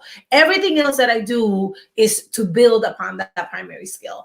And I just think that as an industry, we are really missing out on this huge talent pool that is being completely underutilized.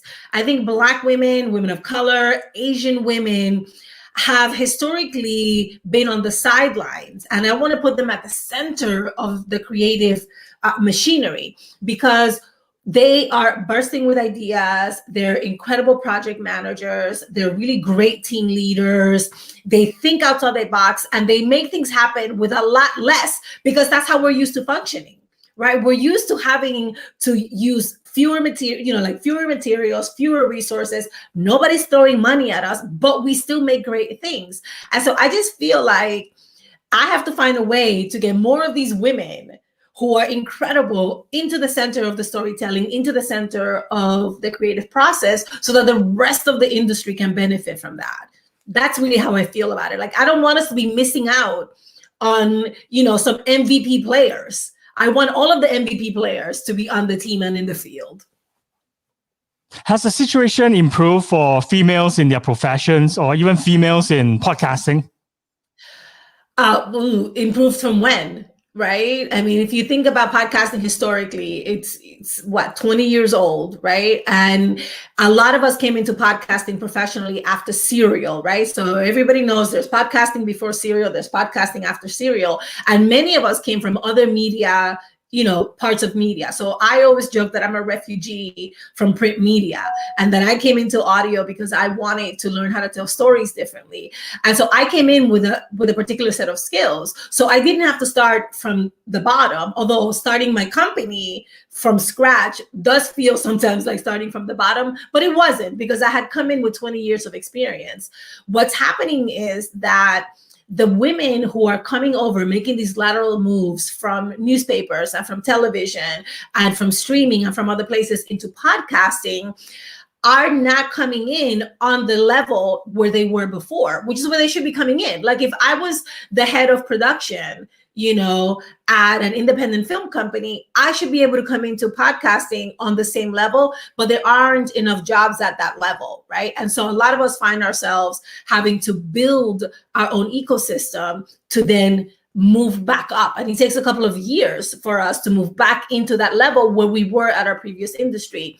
But like me, there are a lot of us who are invested in podcasting long-term.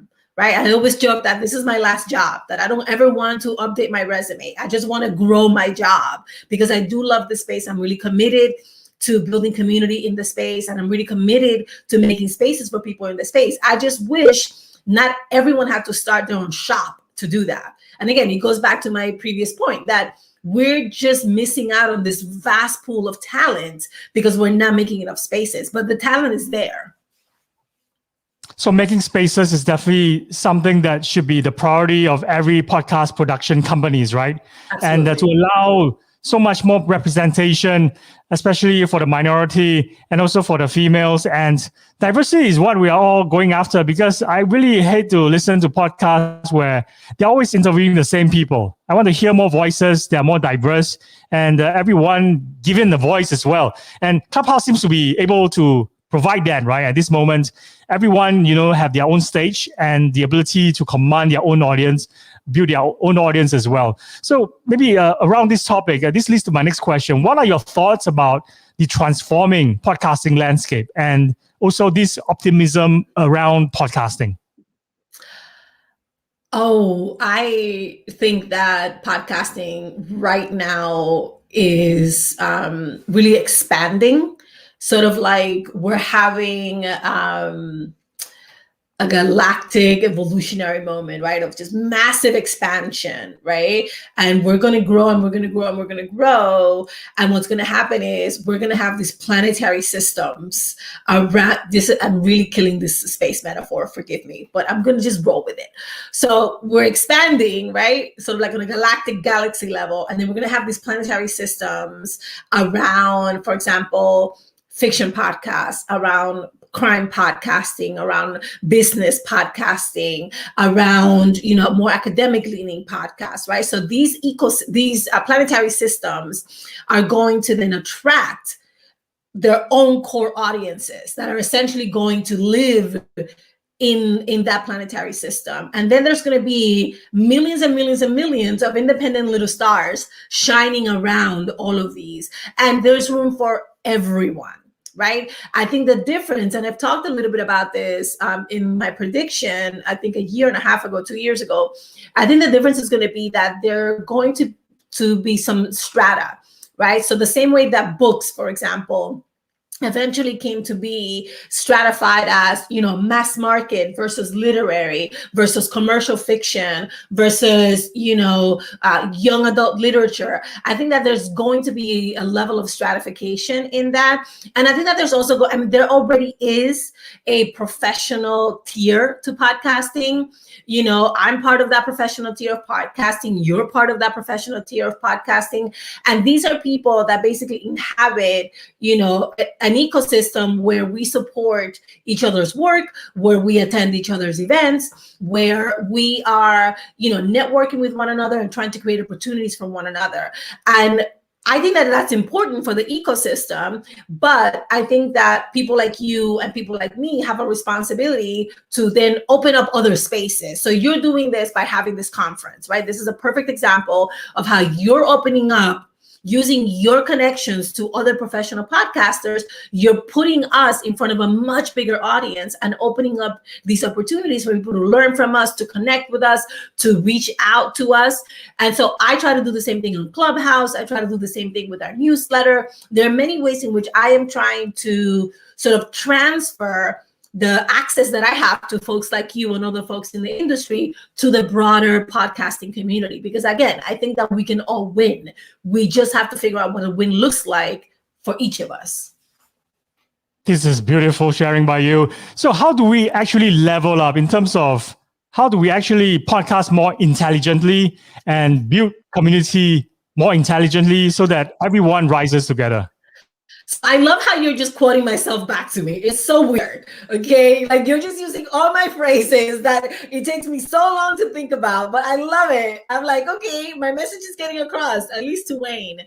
So there are many ways to level up, but I think, and I say this to people all the time, right?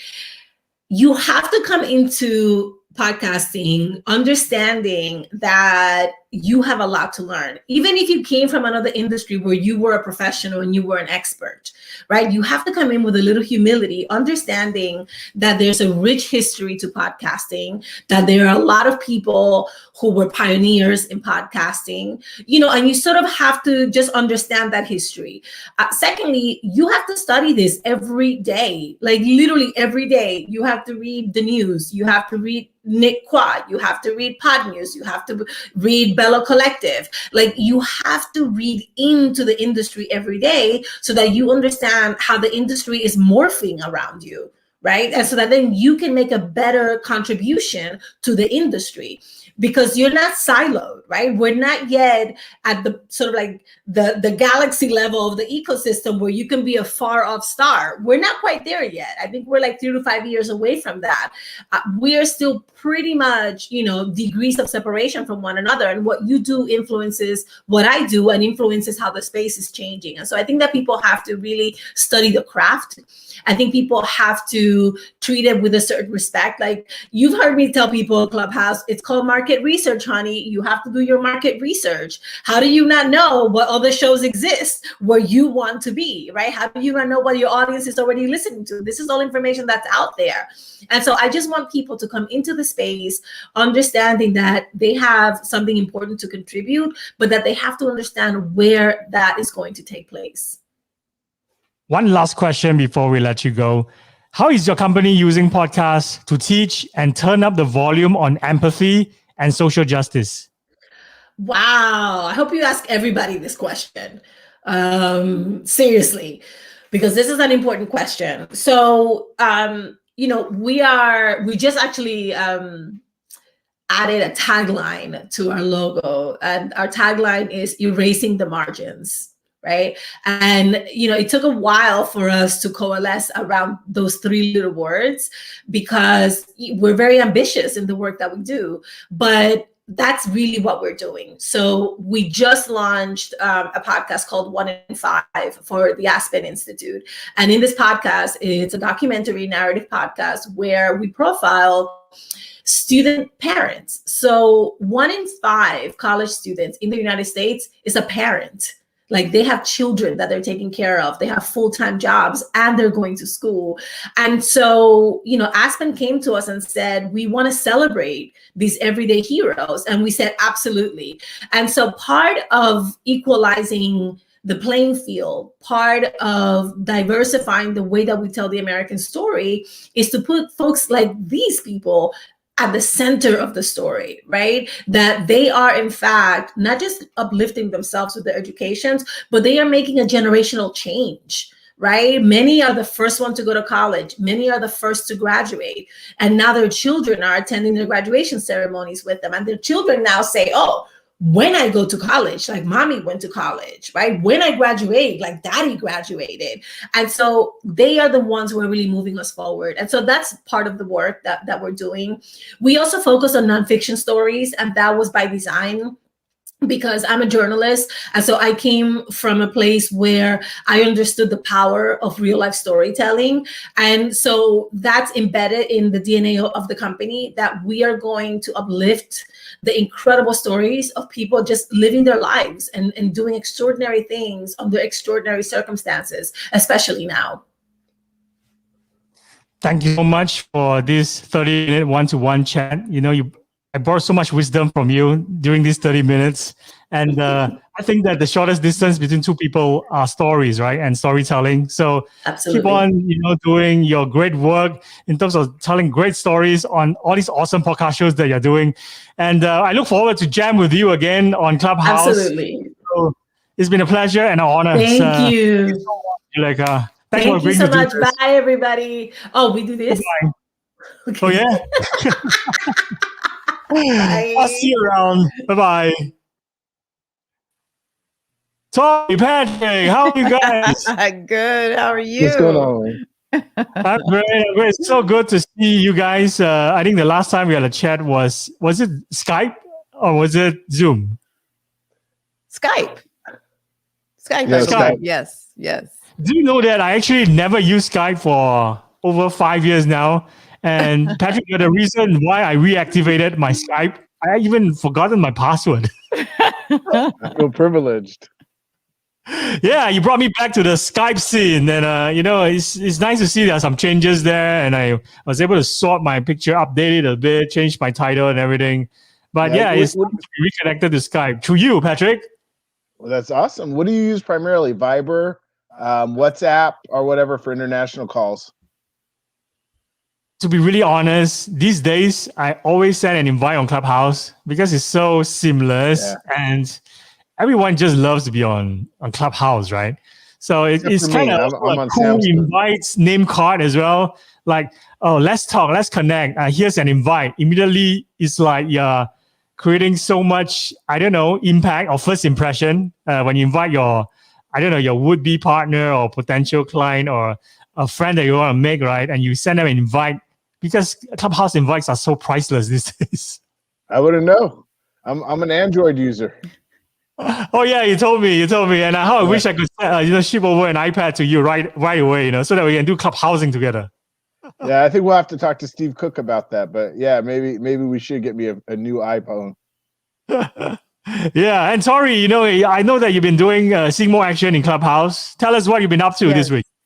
Oh my goodness, what have I been up to? Well, we have a new episode coming out this Sunday, and it's part 2 of Blair Underwood, our conversation with Blair Underwood on Here's to Life with Tori Reid. So just been doing editing, writing for it, just putting it together, getting ready it'll come out, Friday, this Sunday.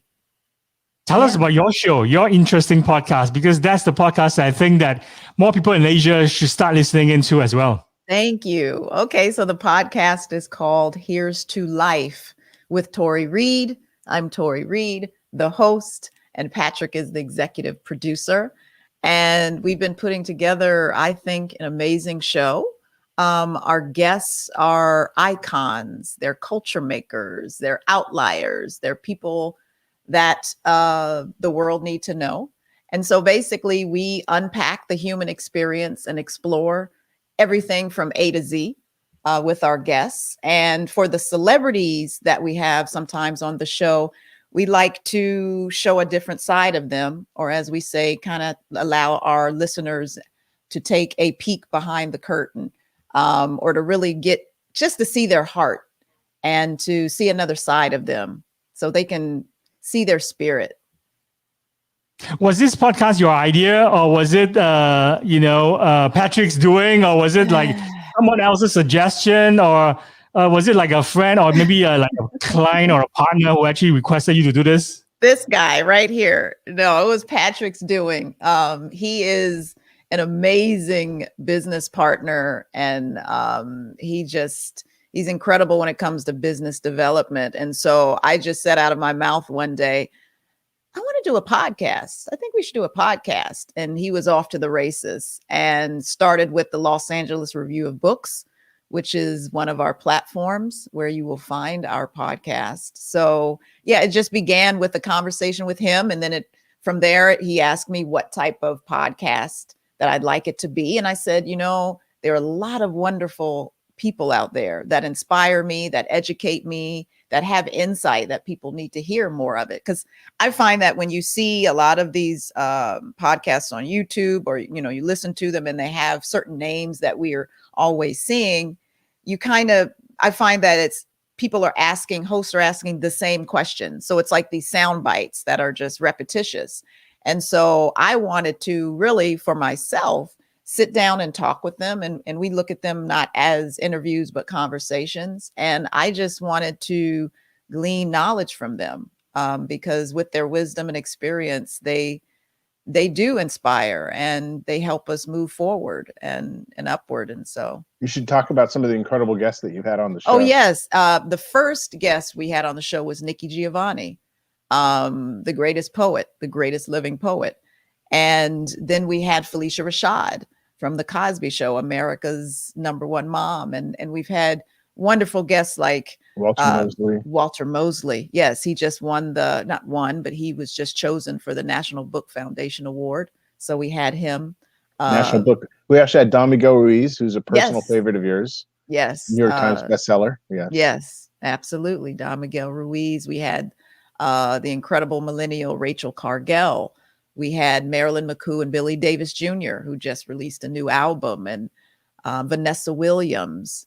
We really just had some amazing people. Patrick Howell was on the show, and he just had a book to come out in August, Dispatches from the Vanguard, published by Repeater Books. So he was on the show talking about his book.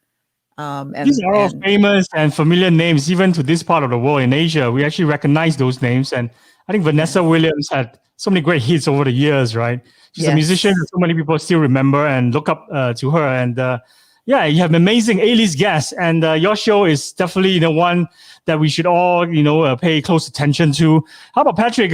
Besides, egging Tori on and to make her own podcast, do you also have your own podcasts? I just got started with a brand new podcast called Getting Deals Done. And it's about changing systems, changing power. And then what's the final one, Tori? Do you remember? Changing systems, changing lives. It is doing that. Yes. Oh, yes. Wait a minute. I want to look this up because we want to get this right. Because you have so many, right? It's hard to keep track. Yeah, right. Well, this is a new changing business, changing systems, changing power. And changing lives. We got to add that on from Wayne. We do. I like that. Yeah, I love it. And I think that with the title, we already know what to expect. You'll be interviewing so many awesome guests as well, right? Who are the lineup you'll be bringing on to your podcast? Well, you have to talk to my executive producer for that one, and she happens to be here present for that. We've done the first couple of shows, which is an introductory show, but we've also done Yosso Ndor out of Senegal. And then my old mentor, Gary Bryant, who's was one of in the United States of America, was one of the best small cap investment bankers, which is my background. I've been in banking now for almost 30 years.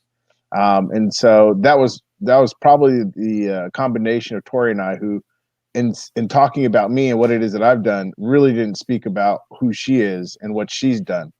Even though I said, oh yeah, let's put this podcast together, I had no idea of the incredible talent that was to come in front of the camera. She's on equal standing or equal footing and can carry her own weight in conversations with people like Felicia Rashad, with Walter Mosley. She's familiar inside of those worlds, and she's a star on the rise in her own right. So it's been an incredible privilege to work with her, not only behind the scenes, where she is an amazing businesswoman and a great business partner, but also an incredible talent.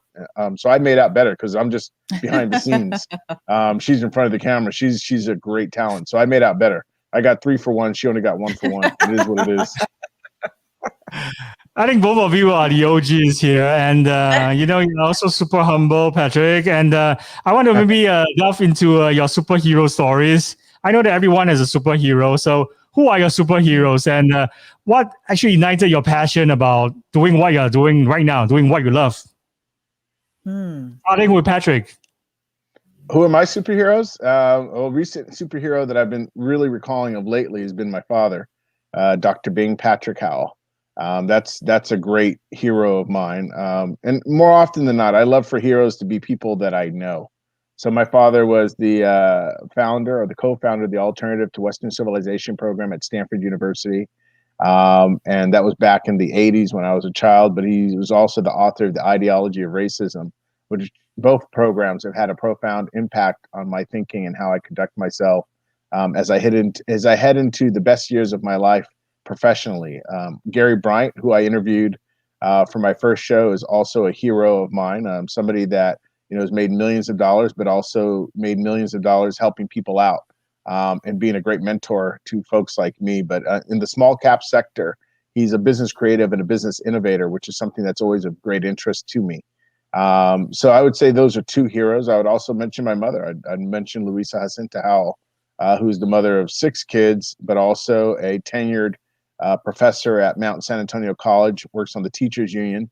And those are people that are heroes to me. The heroes I know are the people that I know. So be careful, Wayne. The more I get to know you, I might be talking about you in the next podcast as one of my heroes, Wayne Chung. That's why we absolutely love Patrick, right? He's always lifting others up. And that's something that I noticed from the first second I talked to him on Skype. How about Tori? What's your answer for that question? I would say, like Patrick, my parents, my mother is a master educator, and she's a master of love and parenting. I was blessed with 2 amazing parents. My father is a culture maker, is a accomplished filmmaker. He's a master class in all that he does. So Rita and Tim Reid. But I think besides from the people that I know in my life, I always gravitate towards the risk takers, towards the people that are true to themselves. So people like Jimi Hendrix, people that Bob Marley, Gordon Parks, typically artists that are free and that were true to themselves and that were comfortable in their skin.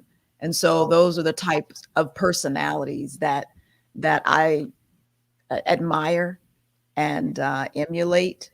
And she's one of them, actually. She's one of those avant-garde personalities setting the world on fire. She absolutely is. When you mentioned Jimi Hendrix, right, immediately it reminds me of the 27-year-old club. People like Kurt Cobain, they're in the club. Janis Joplin, I think, as well. So do you guys think that if Jimi Hendrix is still around today, he will still be making music and making great records? Oh, yeah. Absolutely. Yeah. That was his air. And he would have done some amazing collaborations, because I know before he died, he was they were putting together a collaboration with Miles Davis and Sly Stone. And that was back when he was 26, 27. So yeah, he would have been doing some amazing collaborations. Yeah. And really experimenting and like pushing the boundaries, right? And probably he won't be doing like the same album or same record, every album. And probably he wouldn't even be confined to just using the guitar. He'll probably be doing electronic music, perhaps. It's so that's true. kind of creative Yeah. minds that we lost, of course. And we know that this pandemic has actually given so many people around the world, because we're all experiencing this pandemic together at home, working from home, and Zooming with each other, Skyping with each other.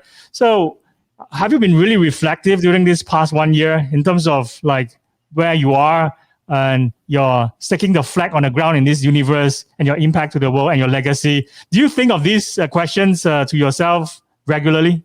Starting with Patrick. I wouldn't say I think of them regularly. I'm always a spiritually grounded person and somebody who is very aware of himself and the universe, and always evaluating myself to make myself into a better version of myself. But I've found it to be a profound period of time. I mean, I remember last March, this time almost 12 months to the date, capitalism stopped. And that was an amazing feeling. You were like, this must be really real. Initially, I was like, is this real? I started hearing about it in January before I took a trip out to New York to meet with a business partner. And she was talking, she was from Australia, Alexandra Celios, who's the CEO of the Big Smoke in Australia. She said, have you heard about that coronavirus? And I was like, Corona who?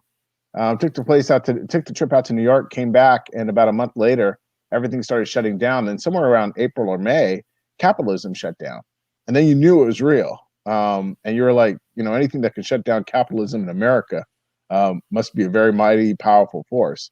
But it's given me the opportunity to kind of evaluate, how we interact with ourselves one-on-one. I think that the biological threat of coronavirus is something that is very connected to our political and our social fortunes, as we've had to have a period of time that's been very toxic, and we've had to separate from one another. Or we've talked about building walls versus bridges, and I've been more reflective in this period of time than not. So hopefully that answers your question.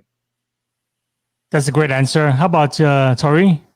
Yes, absolutely. I certainly have. I think that this it kind of forced myself and friends and family and others just to kind of stop and quiet the mind and reconnect with spirit, with their spirit. I reconnected with my spirit and began asking my questions and myself questions and looking around at my life, my lifestyle, and saying, is this what I want for myself?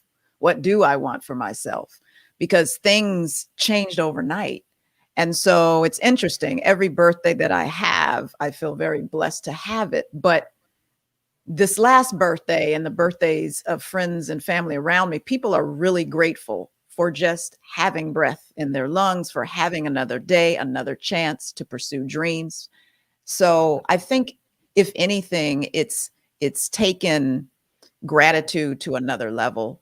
And it's really allowed people to question and look around their lives and say, is this where I want to live? Is this what I want to do every day? Let me think of things that I've always wanted to do. It's like people are dusting off their dreams, that I think we were all kind of, or a lot of us were kind of in the same rhythm, or I don't want to say in a rat race, but we were in like whatever our norm was that we created for ourselves. So the fact that the norm as we knew it has changed or completely stopped, it also has for our individual lives. And so I think the blessing in this is that a lot of people are pursuing things that they put on hold, put on the back burner. They really are pulling them out of the closet and going for it. I've been talking to a lot of people and seeing that, which I think is refreshing. They see that a job that they thought they had security, they don't have job security anymore. So it's like, what can I do to generate money for myself? Entrepreneurs, a lot of new entrepreneurs were born. So it's in that regard, I think it's been a positive. What kind of entrepreneur will actually come out of this pandemic, in your opinion, right, Patrick? Would a new entrepreneur be someone that actually have the heart rule over the mind, or a combination of both? What is your take on that? I think social entrepreneurs, and because of the period of time that we're coming out of in the last 5 years, which was somewhat of a socially and politically divisive, toxic, and very difficult period of time, not only with the biological threats, but as I mentioned earlier, the social and the political. I think that we're heading to the opposite end. And I think that There are cycles that govern us. I think 100 years ago we had influenza, we have now coronavirus, but we also had the roaring 20s of the 1920s. And I think that at a certain time point, the tide will switch, where we're all feeling a lot of pressure. We've perhaps felt some sadness, even depression, en masse. We've also, been having relationships or experiences with hatred, and divisions and this kind of a thing. I think that we will head to the opposite. And I think that we're in the process of going to those of that opposite extreme right now. And I do think that social entrepreneurism, the type of entrepreneurism that is inclusive, and that you can have win-win, if not win-win-win scenarios, is going to become increasingly the way in which people do business. I don't see any reason why. I think that people will be very tired of the me, narcissistic, ego-driven form of capitalism that looks out for me and me alone. I think that we've seen the extent and the limitations of that, of making all the money in the world. You can make $1 trillion in the world, lose your soul, lose your sense of who you are, lose respect for your fellow person, and that $1 trillion means nothing. So I do think that social entrepreneurism and the type of entrepreneurism is represented by PodFest Asia, Wayne, is going to become the norm, and is becoming the norm of the day. I think that we are a human family. I think that we're one family. I think that we've always known that, but at this particular juncture, that sounds particularly refreshing. And even more refreshing is to have interactions like this around the world. And I think that this is going to become the norm. Tori? I think I can't say anything better than what Patrick said. He knows entrepreneurism. He's an award-winning financier, entrepreneur. He's created systems. He's torn them down. He's made them better. He's a power player. So you heard it from the master in that area. So thank you, Tori. Yes. I'm learning. One last question before we let you guys go. Who came up with this idea, podcasting in the desert? Patrick. I think all three of us came up with it. I think we were talking about PodFest Asia, and we were very interested in Singapore. We were interested in presenting Here's to Life in Singapore and having the opportunities to do that. We found out that it was a virtual event, and we said, well, at some time point, we're going to be coming out of the pandemic. Why not sit there and have something that is podcast centric on our last Skype conversation in an area that's interesting? So we talked about PodFest by the beach, because we have the Pacific Beach over here. We talked about PodFest in the desert. We talked about it on a golf course. And you liked the idea of PodFest Desert because you've got certain friends that have facilitated, I think, the Burning Man event inside of the desert. And we saw the possibility of really creating this in the coming months, along with the Center for Disease Control in conjunction with the local municipalities such as the city of Los Angeles. And we saw the possibility, as we were just noting, in entrepreneurism, which is about creating. It's taking things from the realm of the imagined and bring it into reality. That there's a great opportunity, a once in a 100-year opportunity to really refresh humanity. And I think that podcasts are a really incredible way that people have of marketing themselves, branding themselves, and then bringing their voices to a world stage. So we thought, the three of us, Wayne, Patrick, and Tori, came up with PodFest in the desert. This is brilliant. And, I just received a text about an hour ago. It was the person who actually created the first ever rock festival in the desert. He's on board. He will be coming on to your podcast, Podcasting in the Desert, on Clubhouse, and he'll be basically, jamming with us and talk about how to actually hold an event in the desert. He's the one with the brains and the know-how on how to pull off a feat like that. So, of course, both of you will be my co-conspirators and my co-hosts to moderate this room so that we can flood the room with more people, from PodFest Asia as well, to listen in on this incredible idea. I think it's born out of nothing. I love it when ideas are spontaneous and you just happen from nothing. And it's great that, you talk about podcasting on the beach. I think that's also a brilliant idea. We'll revisit that as well. But maybe for a start, we do this desert thing with Stuart Swayze first, and also the ex-drummer of Sonic Youth. He has performed in the desert before, so probably he will share with us how many power generators we need to actually allow podcasters to podcast in the desert. Yes. Incredible. I'm gonna looking be forward to it. exciting. I'm looking forward to putting it together, and I'm looking forward to doing it this year, and I'm looking Yes. forward to getting all the different nations of Earth. I'm looking forward to all the different podcasters of different backgrounds, and creating something that is obviously an experience in real time, but also virtually, that is podcast out to the rest of the world, and continuing along the line that you've created with Podfest Asia, Wayne. What you're doing with your spirit, with your ingenuity, with your entrepreneurs, and with your free enterprising ways is incredible. And I think that just as much as we're talking about, social entrepreneurism, I think we're also talking about the human spirit, particularly as we're enhanced by technology and we see how much power there is in technology. I don't think you underestimate what the human spirit can do. I think that you're making a difference in the world, and I think that we're going to continue to multiply that difference. So we're looking forward to Podfest in the Desert. It's a real thing. Get a hold of myself, get a hold of Tori, get a hold of Wayne. It's going to happen within the next 6 to 9 months. We're going to work in conjunction with our local governments, with the local centers for disease control, and we're going to create an incredible event that's going to revive people's spirits. We're looking forward to it. And no, we're not religious folks. We're spiritual, and we're looking forward to the opportunity to really get humanity back to where it can be, at our highest possible frequency. I love that. And let's violently execute, and collaborate. Yes, So absolutely. Yes. Sorry, before we shut this session down, so any last words, message for our Asian audiences? I would love your audiences in Asia to check out our podcasts. Go Here's to to Life with Tori Reid. here'stoLifeEveryday.com. And I think they would enjoy it, and stay tuned for Getting Deals Done. And enjoy. Awesome. Subscribe. And we have it in the banners below. So hopefully they will start Googling this show, and you can get the show wherever you listen to podcasts, right? So thank you guys so much again. I really look forward to jamming with you, Patrick, and with you, Tori. I'll see you in Clubhouse really soon. And let's get this Podcasting in the Desert movement going. Yes. Yeah. Yes, we will. All right. Thank you. Have a nice day. Enjoy your weekend. Thank you, Wayne. See you. Too. Bye. Bye-bye.